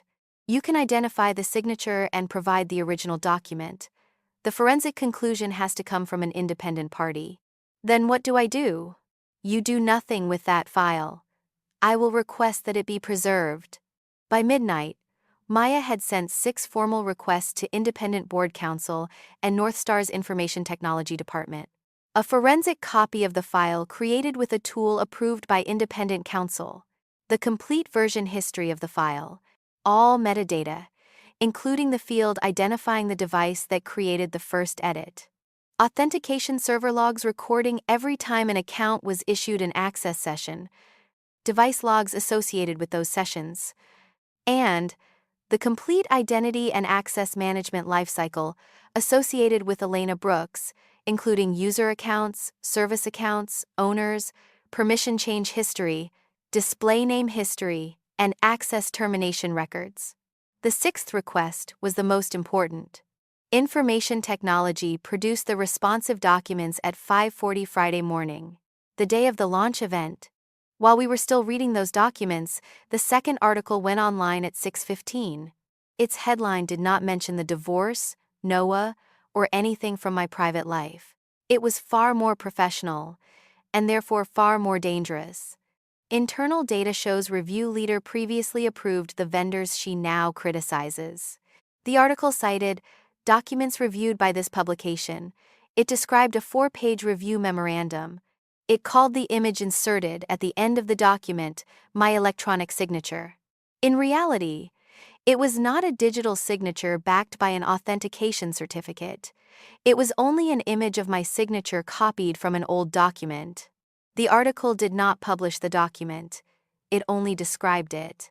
That is how someone prepares public opinion for what they are about to release without yet assuming responsibility for releasing it. By 8 o'clock, 2 board members had sent written questions to independent counsel asking whether the reviewer had ever signed any document connected to the 3 vendors. That was a completely reasonable question. If I had been on the board, I would have asked it too. I reviewed the information technology records with 2 members of the second technical team by video call, 3 people in 3 different kitchens. And this is what we found, in ordinary language, because this part is not as complicated as people assume. When I left the company, Human Resources sent a request to terminate my access. That request was real and was logged on the correct date. My personal user account had been locked. That was also true. If someone entered my old username and password, the system would reject them. But the maintenance record system also had a service account used to run automated reconciliation reports every night. That account was not intended for an employee to sit at a computer and log in. It had been created so systems could exchange data without a person entering a password. It was tied to the reconciliation process I had managed while working at North Star. Originally, the service account could only read data and generate reports. It was not permitted to replace files, close alerts, or write data back to the vendor record module. That account was not on the list of personal user accounts Human Resources submitted when an employee left. It was on the list of technical identities managed by operations. So when my personal account was locked, the service account remained. 4 weeks after I left, the permissions on that account were changed. It was moved from a read-only group into a group that could request edit sessions in the vendor record module. That meant the account no longer only generated reports. It could be used to open records, replace documents, and close alerts if an authorized administrative account approved the edit session. The new permission group was managed by the Chief Operating Officer's office. According to the logs, the person who approved the permission change was Mason Cole. I read that line twice. Mason's approval of the change did not automatically prove that he used the account during every session. It also did not prove that he personally created or uploaded the document bearing my signature. But it proved one simple thing. After I left North Star, Mason approved turning a read-only data account into a tool capable of modifying records. And that was not the end. During the next 10 months, the service account's display name was changed. A display name is not an account's true identity. It is only a label an authorized administrator can edit. The immutable identifier underneath remained the same. Someone changed the display label from a technical character string to 2 words. Elena Brooks. I asked the technical team to open the display name history. They confirmed that the change had been made by an account with identity administration privileges. But the initial dataset was not sufficient to identify the person who directly performed the rename. I did not say Mason had changed it himself. I recorded only what the evidence proved. The service account had once been tied to a process I managed. After I left, its permissions were expanded with Mason's approval. Then an administrator changed its display name to my name. And during the 3 most recent months, that account had been used to replace files, close alerts, and upload a document containing an image of my signature. The name appearing in the logs was not a person. It was a display label. Changing the label could not erase the account's immutable identifier. It also could not erase the permission history, source device, or administrative account that had authorized each edit session. I looked down at the final 3 lines in the access extract. Immutable identifié. NSPA, SVC, REC, 07. Edit permission approver, Mason Cole, display name after modification. Elena Brooks. There is an experience I would not wish on anyone. It is sitting in front of a screen and watching your own name perform actions you never took. Friday morning, the third-party forensic team proposed deploying a read-only logging layer over the vendor record module. The tool did not alter the live system. It installed no software on personal devices and recorded no audio. Every action still occurred in North Star's system exactly as before. But at the same time, the tool created an immutable record containing the account's true identifier, the source device, the administrative account that issued the edit token, and before and after versions of every file. Independent counsel presented the legal basis to the board's special committee. The required independent members approved it in writing. The system went live at 12:37 p.m. Friday. The monitoring did not change any safety decision concerning the 12 aircraft. Vail Aero, North Star's safety team, and the appropriate authority continued evaluating the fleet through their own processes. No aircraft in the question group was permitted to fly, merely to keep Mason believing the launch plan remained intact. At 12:48 p.m. Friday, 6 of us stood in a conference room on the second floor of Maya's office. No one sat. We stood behind 2 forensic specialists, watching a screen divided into 2 columns. The left column showed what the system displayed to the person operating it. The right column showed what the system recorded. For the next 41 minutes, the left column told one story, and the right column told another. On the left, the service account with the display name Elena Brooks opened the record for one of the 2 aircraft scheduled for the inaugural flight. On the right, service account identifier, NSPA, SVC, Rec. 07. Source device, NSPA EXEC 1104. Administrative account issuing edit token, M. Cole. On the left, the user removed a component certificate from the record. On the right, the system preserved the original before removal, together with its hash and timestamp. On the left, the user uploaded a replacement certificate. On the right, the system recorded that the new file had been created 43 minutes earlier on device NSPA EXEC 1104. On the left, the user closed the alert and entered the familiar 4-word reason, manually verified. On the right, those 4 words were only a content field.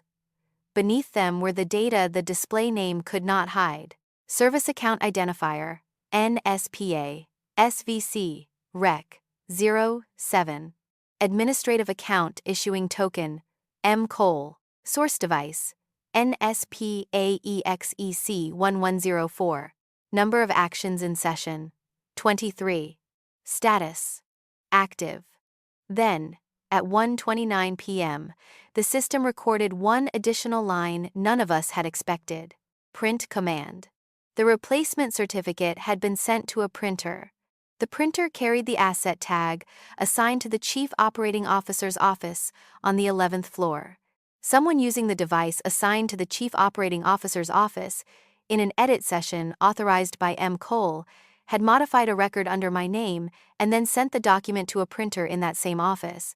That detail did not prove Mason was personally sitting at the keyboard or holding the printed page, but it connected the digital action to a physical device inside his own office area.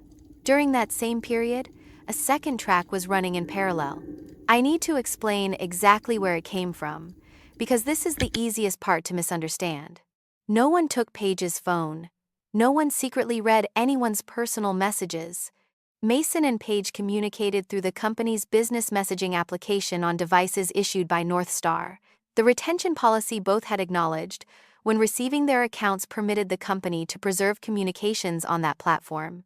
When Maya issued the data preservation notice, the application's archive was frozen. Independent counsel retrieved content within the scope approved by the special committee. I was permitted to read only a filtered, numbered extract. At 12:56 p.m., Paige messaged Mason. "Is the one with Elena's name finished?" At 1:31 p.m., Mason replied, "Done. She'll sign the other one at the launch." At 1:32 p.m., Paige sent another message. "Will you still protect me after that?" Mason did not answer that question that day. The 3 messages did not prove Paige understood the complete mechanics of the service account or knew who directly altered each record, but they proved she knew there was a document bearing my name. They also showed that Mason still needed me to sign another document at the launch. I read the 3 messages and realized something. They were no longer an alliance. They were 2 people standing on the same sheet of ice and beginning to notice which one weighed more. Mason called me at 2:14 that afternoon. Before the call, Maya made me practice one thing: state clearly that the call was being recorded, then remain silent. Do not lead him. Do not ask suggestive questions. Do not promise anything. If he wants to talk, let him talk. Only ask him to clarify what he has already volunteered. I answered the call. "Mason, I am recording this call. My attorney will listen to the recording." There was a half-second pause. Then he said, "Good. I want a record too. He wanted a record. He believed he was collecting evidence that I was withdrawing voluntarily. Have you thought about it? He asked. I'm listening. Fine. I'll be direct because we don't have much time. The launch is tonight. The board will meet in executive session before the event. After that meeting, either this ends or it begins. How does it end? You sign the statement. You confirm that you reviewed the vendor records and accept responsibility for the conclusion. You withdraw from the review because of your conflict of interest. You sign the non-disclosure agreement. And if I sign? The article stops. I know the writer. One phone call and it's done. I said nothing. I will recommend that the board treat this as a system discrepancy and not expand any external production of records. That document will not be sent to more of your clients or circulated further to the press. You keep your firm, your clients, and your professional reputation. Mason had no authority to guarantee that the board or any regulatory authority would stop. He only needed me to believe that he did. I asked the question Maya had made me practice 3 times. Let me make sure I understand. If I sign, the article and the actions directed at me will stop? Everything stops, Mason said. 3 words. I looked through the conference room glass at Maya. She was standing with one hand on the table. And if I don't sign? I asked. His voice changed. Then by 9 o'clock tonight, a 4-page document bearing your signature will be on the desks of 11 people and 2 newsrooms. I'll let everyone draw their own conclusions. That the woman who lost her husband, couldn't have children, and left Northstar came back to sabotage the very system where she used to work. I wasn't fired. By tomorrow morning, no one will remember that detail, Elena. I ended the call at 2:22. Then I stood and told Maya I wanted to go straight to Northstar's building immediately. She blocked the door. No. I have the recording. I have the system logs. I have the messages. You have 3 categories of evidence that must remain within the chain already established. Sit down. I sat down. Listen to 4 things. Maya raised a hand and counted. 1. The forensic originals are in the technical team's preservation repository. If you make your own copy and carry a different version into Northstar, Mason's attorneys will attack the source, the scope of access, and how it was handled. We keep everything within the established chain of custody. 2. The last 41 minutes prove a complete edit session. But that session alone does not prove who was sitting at the device or explain the full sequence of conduct over several months. We need to place it beside the account history, the messages, and the related documents. 3. I do not want you presenting the technical conclusion to the board. People trust a conclusion more when the person delivering it has no personal reason to reach it. 4. She lowered her hand. And this is the most important. I will not call that phone call extortion. You should not either.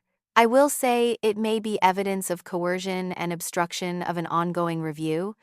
Charging decisions belong to the appropriate authorities. By 4 o'clock, the forensic team delivered its preliminary report. 5 lines. The service account with the display name Elena Brooks was not a personal user account. That display name was attached to technical identifier NSPA SVC Rec 07. Every edit session with complete logs during the most recent 7 months had been issued a token by the same administrative account and originated from the same device assigned to the Chief Operating Officer's office. The signature image in the 4-page memorandum had been reused from a document 1 year earlier and matched pixel for pixel, including the defect in the pen stroke. Version history showed that multiple files had been modified after upload.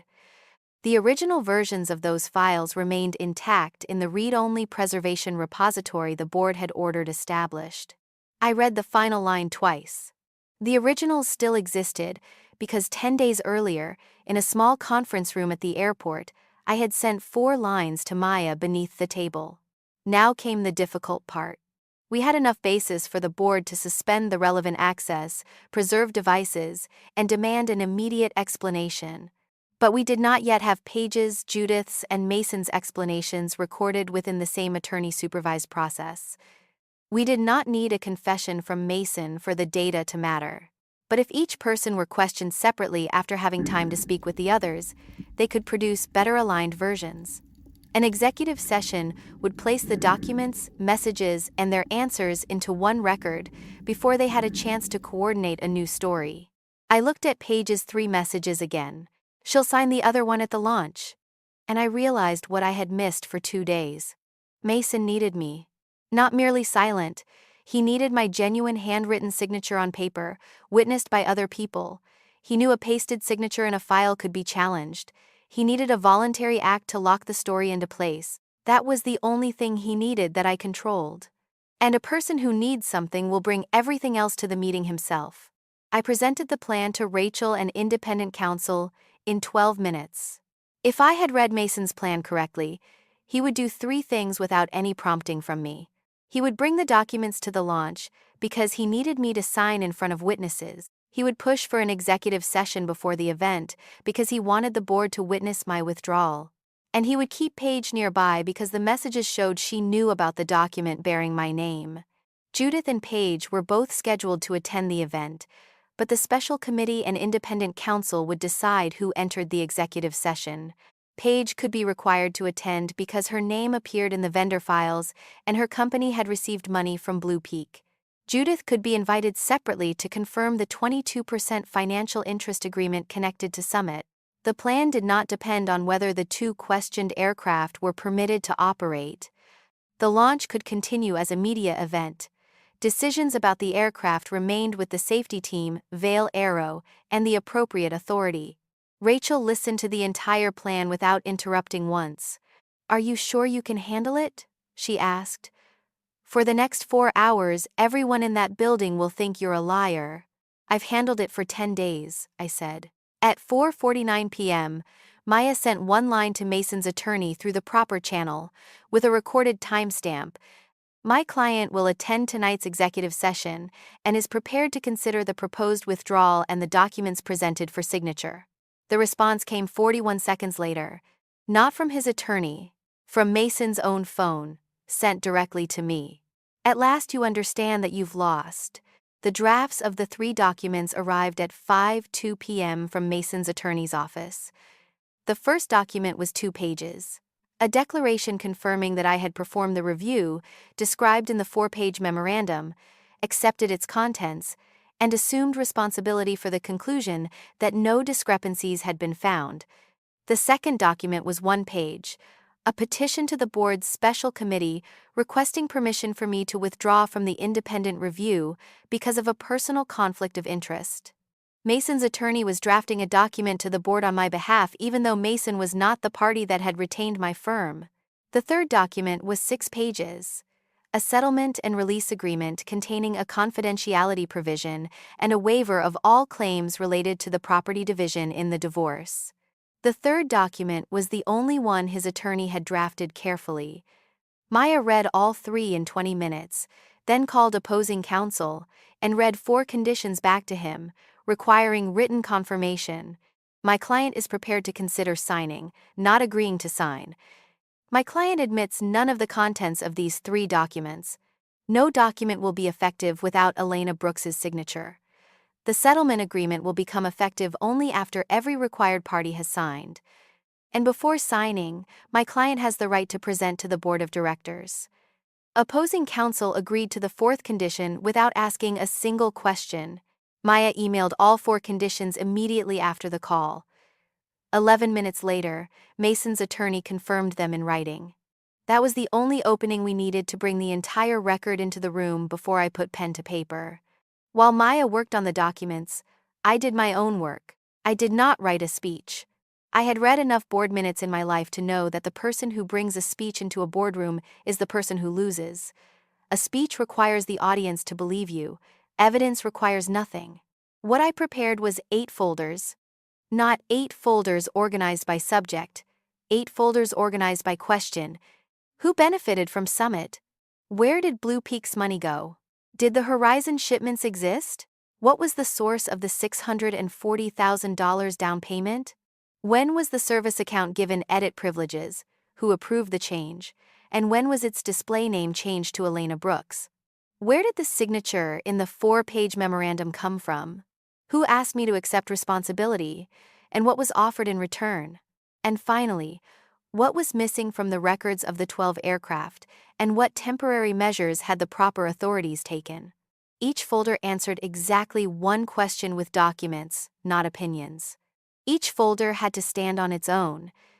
If I was interrupted at any question, the materials already presented would not depend on what came next. Rachel called at 5:40. She had finished her part, and she read the conditions for the executive session to me as though reading a packing list. The board would meet in executive session in the hangar operations room, beginning at 7, 1 hour before the public event. Independent counsel would be present throughout. The session would be recorded, and everyone present would be verbally notified before it began. No reporters would be allowed in the area. No one was permitted to bring Noah to the event. No detail concerning the paternity test would be shown on any screen. The forensic team would retain all original materials and display only numbered copies. After the complete edit session had been captured, the relevant records were placed under read-only preservation. New activity would still be recorded in an isolated environment but could no longer overwrite the official records. And if the board voted, information technology was prepared to disable the remaining access rights within 4 minutes. "There is one more thing you need to know," Rachel said. "The board is divided." Divided how? Some members want to suspend Mason immediately, disable all access, and postpone the route announcement. Others believe you have a personal conflict of interest and want to hear both sides before acting. What about the aircraft decision? That is not part of this debate. Vail, the safety team, and the appropriate authority are handling it separately. No board member may use a vote to override a safety measure. Rachel paused. So tonight, you are not walking into a room that already believes you. You are walking into a room where half the people are waiting to see whether you are lying. Has David Mercer seen the evidence? No. What does he know? He knows there is a review. He knows there is a dispute between you and Mason. He knows the aircraft lessor sent a formal notice. He has not seen a single file. Why? The special committee restricted the materials on a need-to-know basis, following advice from independent counsel, Rachel said. David is not within the scope of the investigation, but he directly supervises Mason. If we gave him the documents before the device and access preservation plan was complete, a single operational phone call could expose the session. Marcus called at 6:10. He spoke briefly and chose every word carefully, the way a man speaks when he knows the call may later be reviewed. North Star-owned devices can be preserved by the company under its internal policies after the board acts, he said. For devices or documents outside North Star's direct control, agency counsel has requested a limited court order based on the investigative team's affidavit. Limited to what? Specifically identified storage devices, vendor records, and documents suspected of being falsified. It is not an order to search everything belonging to everyone. What about an arrest warrant? There is no arrest warrant. He said it very clearly. Miss Brooks, I need you to listen carefully.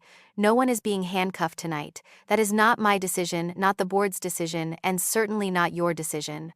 If you walk in expecting an arrest, you will be disappointed, and that disappointment will show on your face. Then, what should I expect? Expect that some devices will be preserved tonight, and some people will lose access. It sounds dull, but in a case like this, that is what determines everything. People do not lose in the courtroom. They lose in the moment. They can no longer touch their data. At 6:20, Paige posted a photograph. It showed the living room of the lake house under warm lighting, with a new vase of flowers. The caption said her family was entering a new chapter and thanked everyone who had stood beside them through a difficult week. 6 minutes later, Paige messaged Mason through the company messaging application. The message was stored in the archive from the company-issued device, and I did not read it until the next day. What if she presents the Blue Peak records tonight? Just answer one thing. Will you protect me? Mason replied 4 minutes later. Just sit quietly and do not mention Summit. No one will ask you anything. That was not an answer to her question, and I think they both knew it. North Star Pacific Airlines Hangar 4 was the size of 3 basketball courts. It had been cleared over 2 days.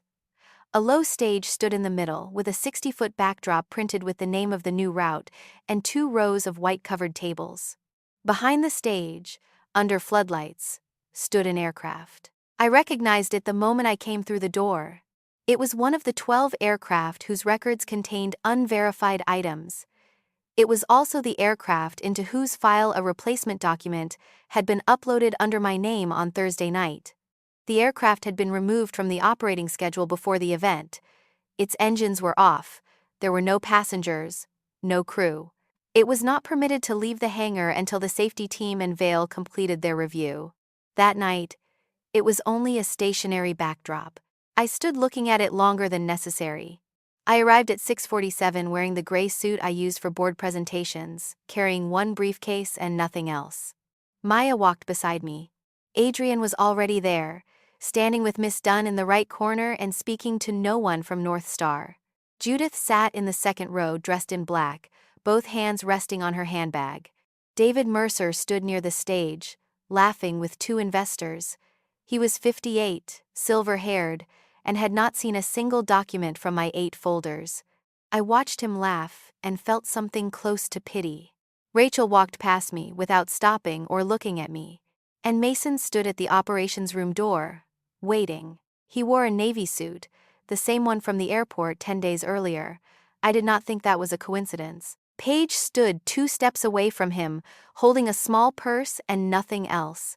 She watched me from the moment I entered the hangar until I crossed 100 feet of concrete floor. Mason opened the operations room door. "Come in," he said. Maya entered with me. A long table stood inside. On it, arranged in 3 neat stacks, were the 3 documents. Beside the first stack lay a pen. Not my pen, a fountain pen with a silver cap, the kind people use for photographs. Maya placed her recording device on the table and repeated that the conversation would be recorded. "I know," Mason said. "I have nothing to hide." The door remained open. Rachel and independent counsel were in the hallway, preparing to enter at 7. The board would enter at 7. It was now 6:51. Mason stood across the table. 9 minutes, he said. "I want this finished before they come in. I have the right to present to the board before signing." Your attorney agreed. "I know, but you and I both understand that you are not going to present anything." He pulled out a chair for me, a gesture so polite it was obscene. "Sit down, Elena." I sat. Maya sat at the far end of the table and said nothing. Mason stood beside me, with one hand on the back of my chair. "Do you know the funniest part? I thought you would be more difficult than this. I prepared for 3 days of negotiations. It took only 2 phone calls." I did not answer. "Sign," he said. "Then I will let you leave here with whatever dignity you still have." Outside the door, I heard chairs scraping across the concrete floor. The board members were taking their seats. I looked at the first stack of documents. On the final page was a blank signature line with my name printed beneath it. Then I reached out and picked up the pen. I uncapped it and held it in my hand for exactly 4 seconds. Mason exhaled. I heard it clearly. His shoulders dropped the same way they had when he saw Adrian in the airport lounge and thought he was meeting a business partner. Then I replaced the cap and set the pen on the table, parallel to the edge of the document. "What are you doing?" The door opened. 7 o'clock exactly. 11 members of the North Star Pacific Airlines board entered the operations room in Hangar 4. Behind them came independent counsel, 2 specialists from the forensic team, and a recording secretary. Marcus Reed did not enter. He waited in a nearby office to receive any materials independent counsel was authorized to provide after the board completed its record. Adrian Vail and Miss Dunn waited in a separate room. Judith Cole did as well. They would be invited in only when the board reached the documents directly relevant to them. Rachel Kim stood at the head of the table. "Before we begin, I am notifying everyone present that this session is being recorded. This is a closed executive session of the board. There is no press in the room. Nothing discussed here may be disclosed outside the room before the board acts, except as required by mandatory reporting obligations." She sat down. "Mr. Cole, you requested this session. You may begin." Mason stood, buttoned his suit jacket, and did what he did best. "Thank you. I will be brief because we still have an event outside." He looked around the table. "Over the last 10 days, our airline has been drawn into an unfortunate situation, An independent review was assigned to a firm whose lead reviewer is my ex-wife. I raised concerns from the beginning.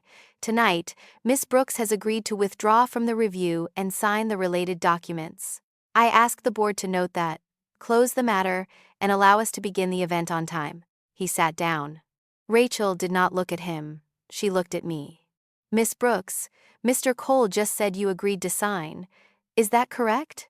No, I said. No one in the room moved. At 4:49 this afternoon, my attorney notified his counsel in writing that I was prepared to consider signing. Not that I had agreed to sign, Mr. Cole's attorney confirmed the condition that before signing, I had the right to present to the board. I am exercising that right. This is a signing meeting, Mason said, not an investigative hearing. A board member seated near David Mercer spoke. I want the record to reflect that Miss Brooks has a personal dispute with Mr. Cole. Allowing her to lead this presentation could create an additional conflict. The member across the table replied, records are being altered under Miss Brooks's name. If we do not allow her to explain the source of the materials, we hear only one side. That is why the independent forensic team should present, not her. And that is also why we need to hear both. Rachel raised a hand. The board has not reached agreement on the conclusion, but the board has agreed that the evidence must be heard before anyone signs a document and before we vote. She looked at me. Miss Brooks, how much material do you have? I have 8 questions. Tonight I will begin with the 4 that determine whether I sign any document on this table. I read the 4 questions slowly, and the secretary recorded each one. When was the service account granted edit privileges? Who approved that change? And when was the display name changed to Elena Brooks? Who held an economic interest in Summit Aero Components? What services did Turner Experience Consulting perform for the $420,000 it received? And where is the evidence of completion? Who asked me to accept responsibility for the 4-page memorandum? And what was offered in exchange? I sat down. Rachel allowed 3 seconds of silence, so the entire room could absorb the 4 questions. Before we review those documents, she said, independent counsel has identified a conflict involving Miss Turner's role and a North Star business partner. This portion will be limited strictly to the governance issue. She asked that Paige be brought into the room. Paige entered with a North Star attorney. The attorney made clear that he was present to explain company procedures and did not represent her personally. Rachel asked, while overseeing vendor relations, did you have an undisclosed personal relationship with an executive of Vail Aero Leasing? Paige looked at Mason before answering, yes. Miss Dunn and Mr. Vail will be invited in to present the documents belonging to them. The family matter arising from that relationship is being handled separately in state court. This board will not discuss the child or custody. Rachel signaled to the secretary. Adrian and Miss Dunn entered. Miss Dunn stood with a thin packet of documents. My client and Miss Turner had an undisclosed personal relationship during the period when North Star managed its aircraft leases and cabin upgrade programs with Vail Aero. A family matter arising from that relationship is being handled separately. We are not asking the board to consider the family matter. She placed a transaction extract on the table. What is relevant to North Star is that payments were transferred outside the contracts between the companies, and that my client received a message when those payments were delayed. Rachel looked at Paige. How do you explain these payments? They were support for a family matter. Was there a written agreement or an attorney involved? No. Miss Dunn placed a printed message on the table with a date in the corner. If the money does not arrive this month, I will call the Seattle Business Review and North Star's board office. Your choice. The page was passed around the table. After the first few people, no one needed to finish reading it. Rachel set the document down. The board's concern is not Miss Turner's private life.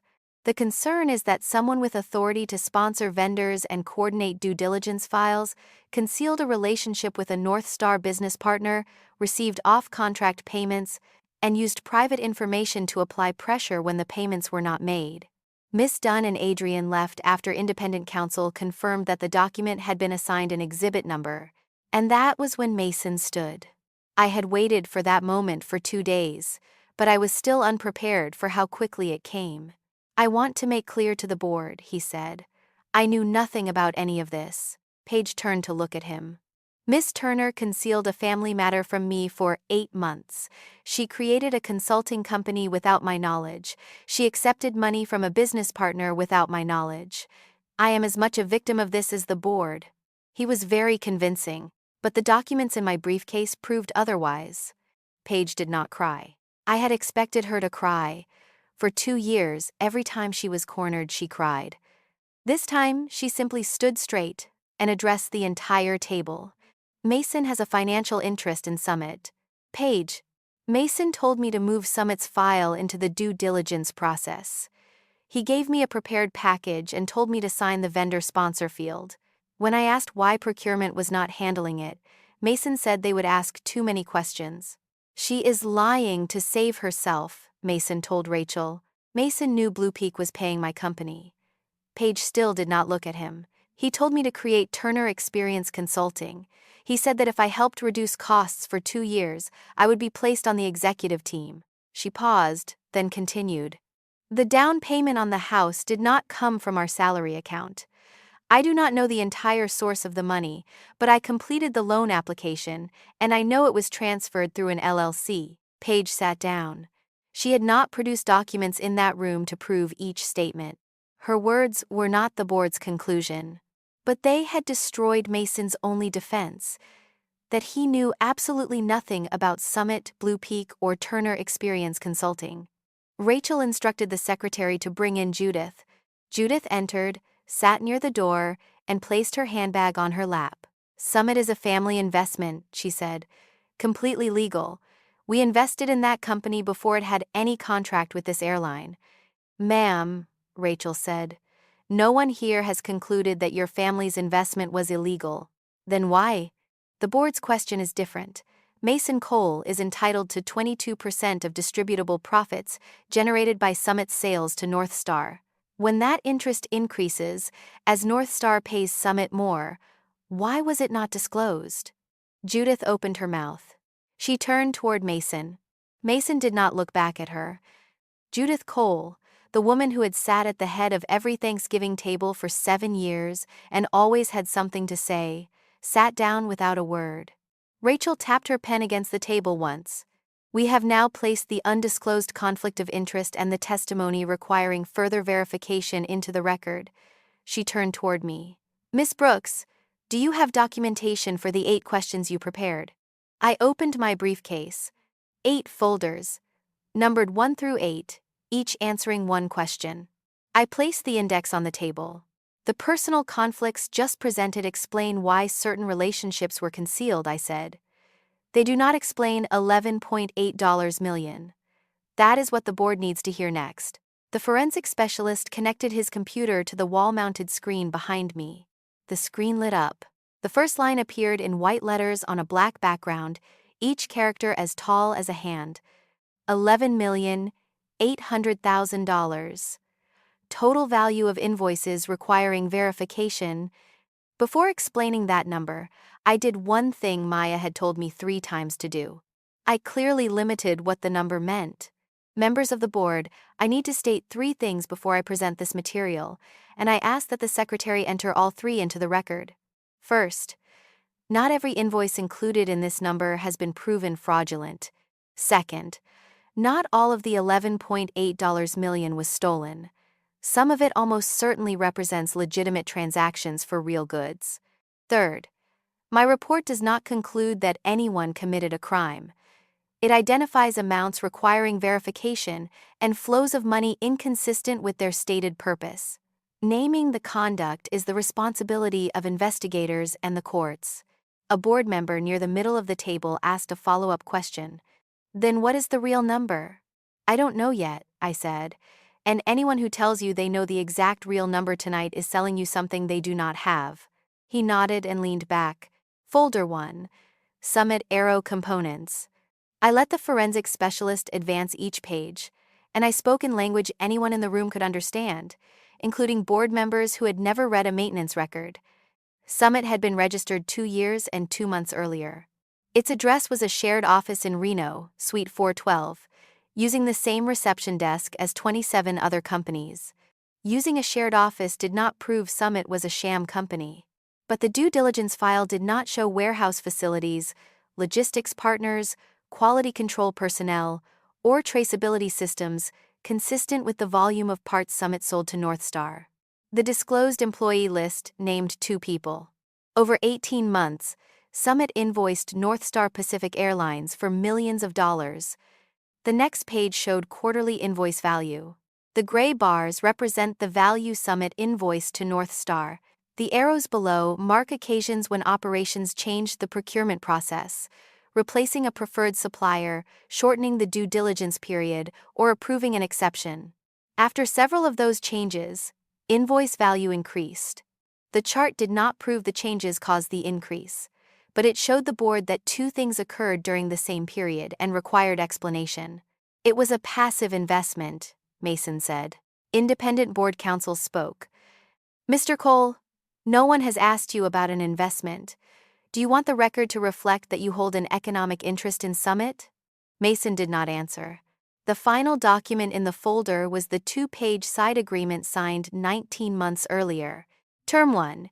Mason Cole is entitled to 22% of distributable profits generated by Summit's sales to Northstar Pacific Airlines. Term 2. The interest carries no management title or ownership position disclosed in the registration records. Term 3. Mason Cole does not appear in Summit's formal management structure. Beneficiary, Mason Cole, signed in the capacity of Family Trust Manager, Judith Cole. I left that page on the screen longer than the others. Members of the board, I am stating only 3 facts. 1. The Chief Operating Officer is entitled to 22% of distributable profits generated by a vendor's sales to Northstar. 2. That financial interest increases when Northstar buys more from Summit. 3. According to the compliance records provided by the legal department, this interest was not disclosed in either of the 2 most recent conflict of interest reporting cycles. Judith looked down at the table. No document showed that Judith knew the component certificates had been altered. Her signature placed her in the record of the financial interest. It did not prove she knew about changes to technical records. Folder 2. Blue Peak Cabin Systems. Blue Peak was added to the approved vendor list 14 months ago. The referral field names Paige Turner. Shortly after Mason approved Blue Peak for the vendor list, Turner Experience Consulting began invoicing Blue Peak. Turner Experience Consulting is a single-member company owned by Paige. Total amount Blue Peak transferred to that company over 7 months, $420,000. A list of invoice descriptions appeared on the screen. Frontline team training, passenger cabin strategy consulting, brand experience development. The records contain no participant rosters, room reservations, or deliverables consistent with the services billed. Some expense documents Turner submitted to Blue Peak also involved furniture delivered to the lake house, rental cars, and childcare. Those amounts were identified as project expenses. He knew, Paige said. She did not say it loudly, and she addressed the tabletop rather than anyone in particular. I did not know, Mason said. That was the entire exchange concerning Blue Peak. 2 contradictory sentences, both entered into the record. I did not ask the board to decide whom to believe based solely on those 2 sentences. I moved to the 3rd folder. Horizon Technical Supply had taken the most time, and I presented it in exactly 3 pages. Page 1. 2 shipments, 7 weeks apart, carried the same waybill number. Page 2. 1 shipment was recorded as delivered on March 12, but the receiving log contains no shift assignment, gate entry, or scan transaction on that date. 4 other shipments appear in the payment system but nowhere in the receiving data. Page 3. 6 invoices issued on the same day for the same group of components appeared on the screen. Each invoice fell just below the amount requiring another level of approval. Together, their total exceeded that threshold. Splitting invoices does not automatically prove fraud. There may be a legitimate explanation, but this pattern is unusual enough to require an explanation and to identify who requested that the transaction be separated. Routing records showed that the requests passed through an approval queue managed by operations. The available logs did not identify the person who directly entered each request. Folder 4 concerned the house, and this was the part where I had to be most careful because it was the only one of the 8 folders directly connected to me. I said that first. Members of the board, the next section relates to my divorce. For that reason, I will present only public records and documents independent counsel formally placed within the scope of this review. I am not asking the board to decide ownership of property. That belongs to the state court handling the family matter. Rachel nodded. Noted. Please continue. King County property records. The lake house, purchased for $2.1 million, is titled to Cedar Vale Residential LLC, formed 2 months before the transaction. Down payment, $640,000. According to the ledger and transfer documents Summit produced under the Audit Rights Clause, $640,000 moved from Summit to Cedar Vale Residential LLC, and then into the escrow account for the home purchase. 2 groups of documents appeared on the screen. The first group is Mason's sworn statement of assets and income from the divorce proceedings. In the section asking about unlisted economic interests in businesses, the answer is none. The second group is the agreement confirming Mason's right to 22% of distributable profits generated by Summit sales to Northstar. I advance to the property records. Public records show that Cedar Vale Residential LLC holds title to the property. Summit's documents show the $640,000 down payment passing through Cedar Vale and entering escrow. Those documents do not automatically prove Mason owns the house or owns Cedar Vale Residential LLC. The court will determine the legal relationship among Mason, the LLC, and the property. I turned off that portion of the screen. I am not saying the house belongs to me. I am not asking the board to do anything with the house. I am stating only that Mason declared he had no undisclosed economic interests, while the current records show he was entitled to profits from Summit. I have asked the court to review that issue through a separate proceeding. Mason stood up. This is exactly what I warned the board about 10 days ago, he said. This is not an audit. This is a divorce presented through a projector. Mr. Cole, sit down, David Mercer said. It was the first time the CEO had spoken during my presentation. Mason sat down. Folder 5 was the financial map, and I deliberately kept it brief. 4 groups of transactions. 3 numbers. $11.8 million is the total value of invoices within the scope requiring verification. It is not the total amount stolen. $4.6 million is the portion currently lacking sufficient documentation for the goods, services, or payment purpose stated. This includes goods with no receiving records, shipments with duplicated waybill numbers, invoices showing signs of splitting, and services with no deliverables. The $2.3 million is included within the $4.6 million. It is the portion currently linked to personal or related party benefits, including the consulting company, the family trust structure, and the transaction involving Cedar Vale Residential LLC. The $2.3 million must not be added to the $4.6 million a second time. I pointed to the remainder of the diagram. The remaining approximately $7.2 million has not been identified as improper. It remains under review and may include many valid transactions. I turned off the diagram. That concludes the financial section. I have no other number to give the board tonight. And then Mason did what I had been waiting 4 hours for him to do. He played his final card. I have a question for Miss Brooks, he said, addressing the table rather than me. Everything she just presented is about money. Contracts, property records. I do not deny that the board should review those matters. But we are sitting in an aircraft hangar, and the question the regulator will ask tomorrow morning is not who bought a house with what money. The question is who certified that these technical records were valid. I asked the board to open the 4-page Vendor Record Review Certification Memorandum uploaded Thursday night. He turned toward me for the first time. I believe your signature appears at the bottom of page 4. The room went completely silent. Rachel looked at me. Maya, seated behind me, did not move. I let the silence last long enough for everyone in the room to look at Mason. Then I asked, Mr. Cole, let me make sure I understand. You are telling the board that the account bearing my name in the system was the source that closed alerts and updated certifications? Yes. Are you certain? The system records everything, Elena. He almost smiled. The system does not lie. And you want the board to believe that I was the person actually controlling that account?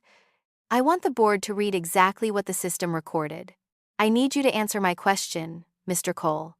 Are you telling the board that the person controlling the account with the display name Elena Brooks was Elena Brooks? He should have stopped there. He only needed to say he did not know who directly used the account and was asking the board to review the document. But Mason could never leave a room without winning the last sentence. Yes, he said. That is exactly what I am saying. The recording secretary typed the sentence. I heard the keyboard clearly. Thank you, I said. I stepped away from my chair and walked toward the screen. Members of the board, Mr. Cole has said one true thing tonight, and I want it entered into the record. I turned to look at him. The system does not lie. I nodded to the forensic specialist. He advanced to the next page. On the screen, beneath the heading Captured Edit Session, 3 lines appeared in white. Source device, NSPA EXEC1104, Asset Inventory, Desktop computer assigned to the Chief Operating Officer's office. Administrative account issuing edit token, M. Cole. This was the part Maya had made me promise on Friday afternoon. When that page appeared on the screen, I would not say another word. People trust a conclusion more when the person delivering it has no personal reason to reach it. So I sat down, closed my briefcase, and let a man I had met only 4 days earlier stand and speak for me. The lead specialist from the independent forensic team introduced himself, described his professional credentials, and confirmed that his firm had no contractual relationship with North Star before this review. Then he presented for 14 minutes. First, the object bearing the display name Elena Brooks in the system logs is not a personal user account. It is a service account used by software to run automated reports. That account has an immutable identifier and a display name field. Only an administrator with identity management privileges can change the display name field. Second, Elena Brooks's personal user account was locked on schedule when she left the company. We verified that with human resources. The service account remained because it belonged to the list of technical identities managed by operations. 4 weeks after Elena left, the service account was moved from a read-only group to a group capable of requesting edit sessions in the vendor record module. That permission group was managed by the Chief Operating Officer's office. According to the system logs, the person who approved the permission change was Mason Cole. Third, every edit session with complete logs during the most recent 7 months was issued a token by the same administrative account and originated from the same device. Administrative account, M. Cole. Device, NSPA EXEC1104. According to North Star's asset inventory, that device is the desktop computer assigned to the Chief Operating Officer's office on the 11th floor. Fourth, asset assignment records show that a hardware security key was issued to Mason Cole. Authentication logs show that key was used to authenticate account M. Cole on device NSPAEXEC1104 during the sessions for which complete data remains. This evidence does not automatically prove who physically held the key or sat at the keyboard during each session. It identifies the account, the device, and the authentication method used. He advanced to the next page. 2 enlarged signature images appeared side by side on the screen.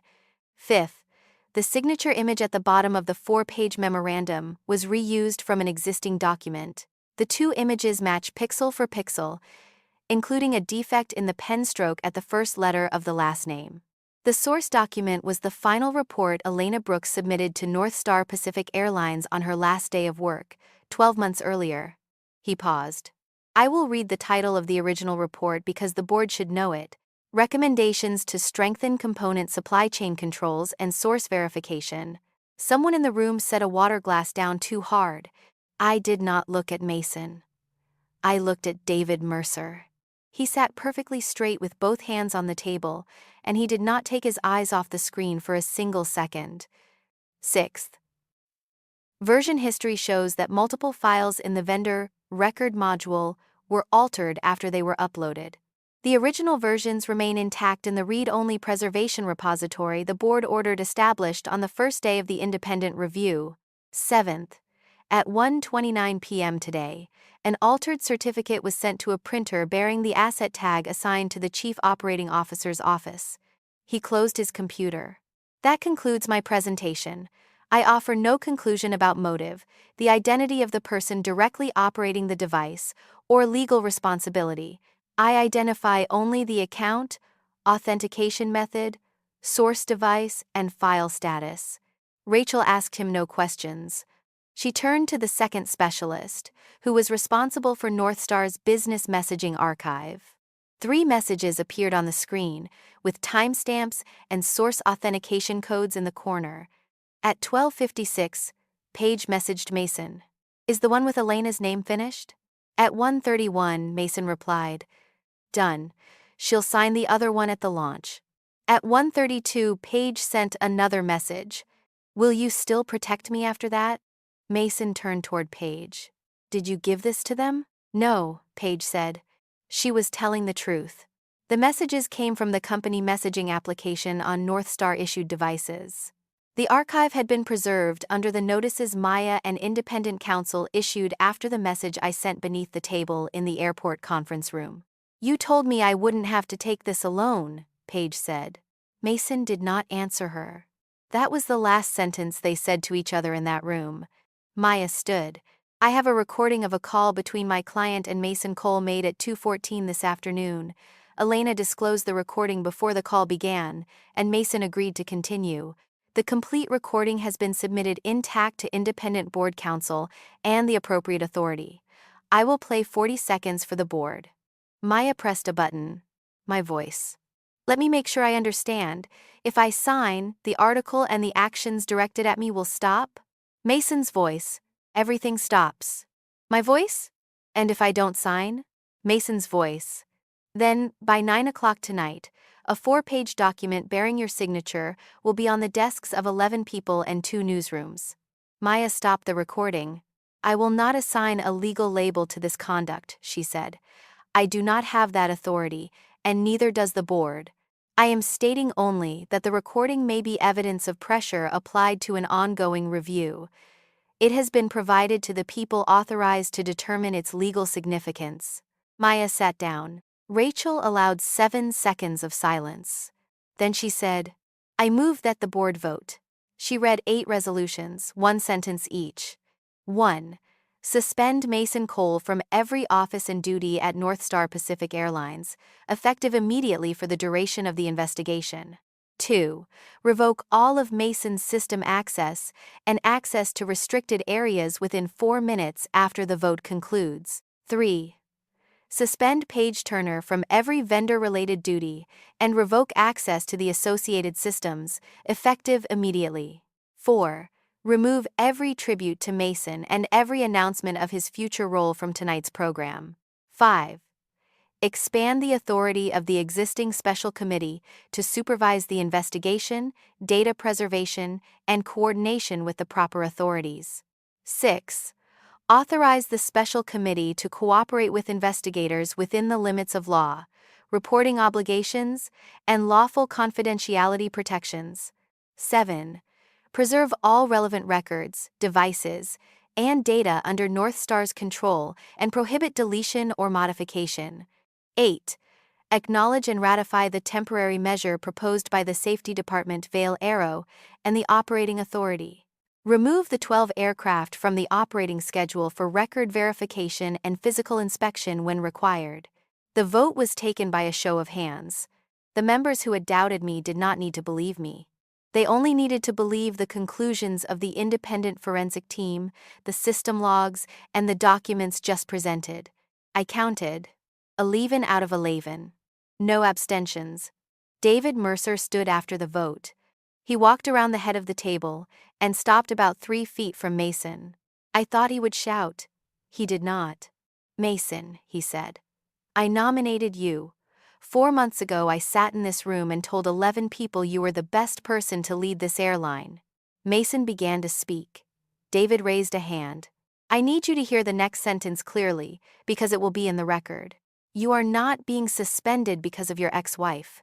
You are not being suspended because of your private life or anything that happened in your home. You are being suspended because of the data from the system you operated. David, give me until the end of tonight. Mason's voice changed, and it was the first time in 10 days I heard it truly change. There are 200 guests outside. The press is here. Let me stand on that stage for 30 minutes, and tomorrow morning I will sign anything you want. No. You'll destroy the airline's biggest event in 5 years. The airline's biggest event in 5 years, David said, is the night we discovered that our records were not reliable enough to continue the program as planned. You will not stand on that stage. Everything after that happened quickly and quietly. It was nothing like a movie. No one shouted. No one was dragged away. Power in rooms like that is not measured by noise. It is measured by how quickly the doors lock. At 7:49, information technology revoked Mason's access. The internal application logged out on his phone and would not let him back in. At 7:51, independent counsel stepped outside to inform Marcus of the vote. Corporate security, information technology, and the independent forensic team entered the room. Under the board's resolution, they collected the North Star-issued computers, phones, and access badges from Mason and Paige. Independent counsel numbered, sealed, and entered into the session record the 3 documents Mason had asked me to sign. No one collected the pen. No one was handcuffed.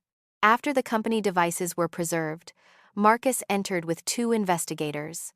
He made clear that the court-approved order applied only to specifically identified devices, accounts, and documents outside North Star's direct control.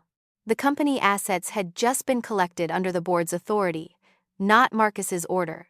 Marcus told Mason exactly 3 things. The order was not an arrest warrant.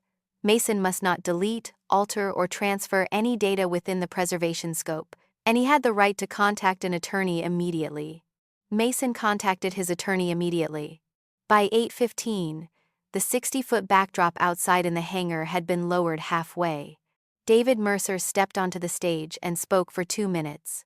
He did not mention Mason. He did not mention Paige. He did not mention anything from anyone's private life. He said the international route launch had been postponed. He said an independent review was underway regarding certain maintenance records, in coordination with the proper authorities. He said the 12 aircraft would be temporarily removed from the operating schedule until record verification and any necessary inspections were complete. Affected passengers would be contacted that night. North Star would not speculate about cause before the results were known. He delivered the final sentence more slowly than the others. We would rather postpone a ceremony than operate an aircraft while unresolved questions remain in its records. Then he stepped down. There was no applause. I walked outside at 8:35. On the internal fleet status display near the hangar exit, 12 lines changed to the same amber status, under inspection. Behind me, one of the 12 aircraft under review still stood beneath the floodlights, polished clean, its nose facing the hangar door. Half the lights had been turned off. It was no longer the backdrop for a ceremony. Now, it was one of 12 assets being preserved and inspected. Mason stood alone in the parking area, no access badge hanging from his breast pocket. He saw me and walked over. He did not come close. He stopped about 4 steps away, the same distance Adrian had stopped in the airport lounge 10 days earlier. "Are you satisfied now?" he asked. I had prepared many answers for that moment over many nights. I used none of them.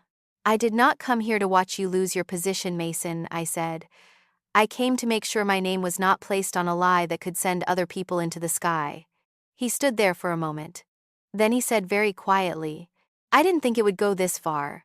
I did not treat that sentence as a confession. It was only the first time Mason acknowledged that he no longer controlled the consequences. "Things like this always go farther," I said, "because people believe they still control them." I had reached the parking lot when Marcus called after me. He approached holding a sealed evidence bag containing the storage device, with a forensic copy of the data North Star had lawfully transferred. "You followed the process tonight," he said.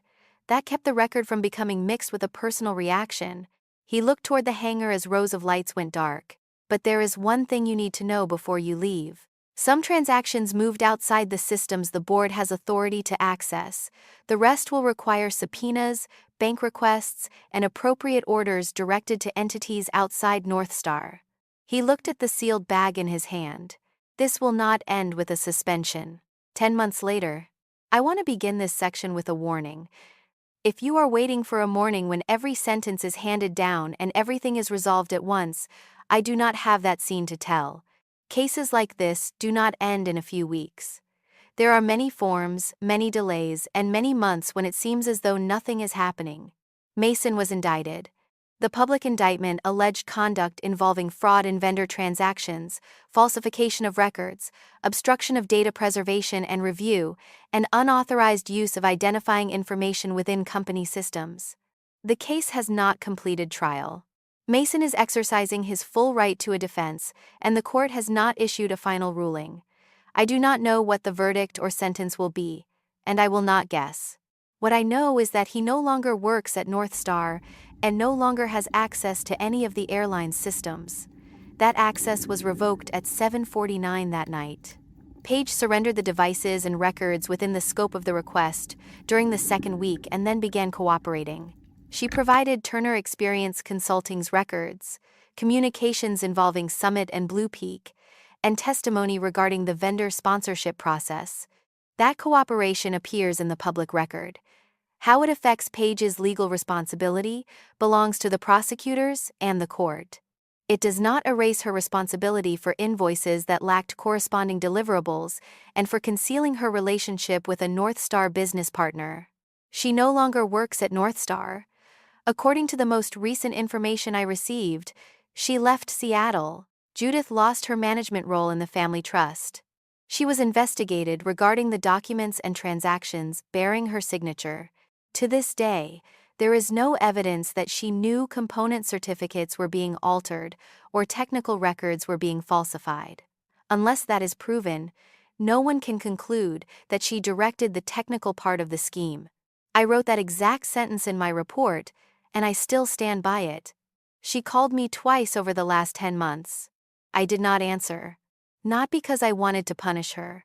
By then, I no longer wanted to spend any more time punishing anyone. My relationship with Judith Cole could exist only while I remained silent. It required me to sit quietly at the Thanksgiving table, cut my turkey, and pretend not to hear the things she said. I was no longer willing to pay that price. I will say very little about Noah, and that is deliberate. The state court handling the family matter addressed that part. The court ordered official testing, evaluated Mason's existing legal status, considered Adrian's role, and made decisions based on the child's best interests. The test result did not automatically remove Mason's rights or grant rights to Adrian. Any change had to be ordered by the court through proper procedure. Noah's name appeared in no news report. His records were not included in any public filing in the case. That was the only thing I truly wanted for Noah, and it is the only thing I will say. The court reopened the property division in my divorce because Mason's sworn disclosure had been incomplete. I received exactly the share of marital property the court determined had been omitted from the original disclosure. No more. Money recovered or reimbursed from the vendor transactions belonged to Northstar, the insurers, and the entities determined to have suffered losses. Recovery of the remaining funds is still continuing. I say this because people have asked me quite directly how much I received. The answer is exactly what was already mine, and not $1 from Northstar's funds or from the parties that suffered losses. Verification of all 12 aircraft took 7 months. The inspection team reconciled 41 component record items spread across the 12 planes. They checked original documents, serial numbers, receiving records, installation history, and information from manufacturers or repair facilities. Physical inspections were conducted only on items requiring additional verification. Some components were entirely normal and exactly as the records described. Some components lacked sufficient documentation to verify their source, condition, and continued eligibility for use. They were removed and replaced. That did not mean those components had been proven dangerous. It meant Northstar lacked a sufficient basis to continue using them. The records were reconstructed from verifiable original documents provided by manufacturers, repair facilities, suppliers, and receiving data. Only aircraft that completed the entire process were returned to service. No accident, injury, or safety event was determined to have been caused by any item under review. I want to emphasize that sentence because it is the most important sentence in all 15 sections. No one was hurt. We caught it in time. North Star Pacific Airlines did not collapse. Rachel Kim became the independent chair of the board. David Mercer continued leading the airline through its restructuring, and he told shareholders something I believe was true. An airline is not judged by whether it ever makes a mistake. It is judged by what it does in the 48 hours after discovering that mistake. The airline created an independent data integrity department reporting directly to the audit committee rather than through operations. It established a confidential whistleblower channel operated by a third party. It adopted one new, concise rule that I read again and again. No individual may have both the authority to influence vendor selection and the authority to control the data used to evaluate that vendor. Nora Ellis was the fourth person hired into the new department. She was not fired. She was promoted. I was invited to serve as an independent advisor in building the system, and I accepted on one condition: I would not become a North Star employee. If another review ever became necessary, the person reading the data could not depend on the person under review for a paycheck or continued employment. Yesterday, I stood in the observation room on the 4th floor of the terminal. Seattle was still raining, the kind of rain that is never heavy enough to become an event. The last of the 12 aircraft completed inspection the previous week. I watched it taxi out, stop at the hold line, and move into position. There was no crowd. No reporters.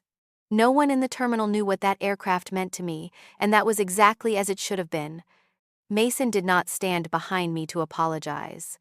Paige did not call me in tears. Judith did not appear at my door. There was no perfect apology, and no scene where everyone admitted they had been wrong. Life rarely ends that neatly. There was only a system repaired before a lie could become a disaster. I want to say 3 things before I finish, and I am not speaking only about myself. First, a person's worth is not determined by the ability to have children, marital status, or a title someone else gives them. I spent 4 years believing the opposite because someone repeated it to me every day. Second, dangerous systems are rarely created by a single lie.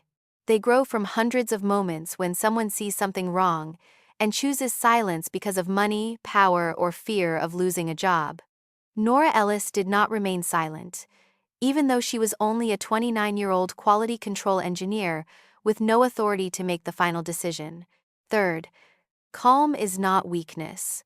During those 10 days, I was not calm because I was stronger than Mason. I was calm because I knew that if I screamed at the airport, every piece of evidence afterward would be turned into a story about an angry ex-wife.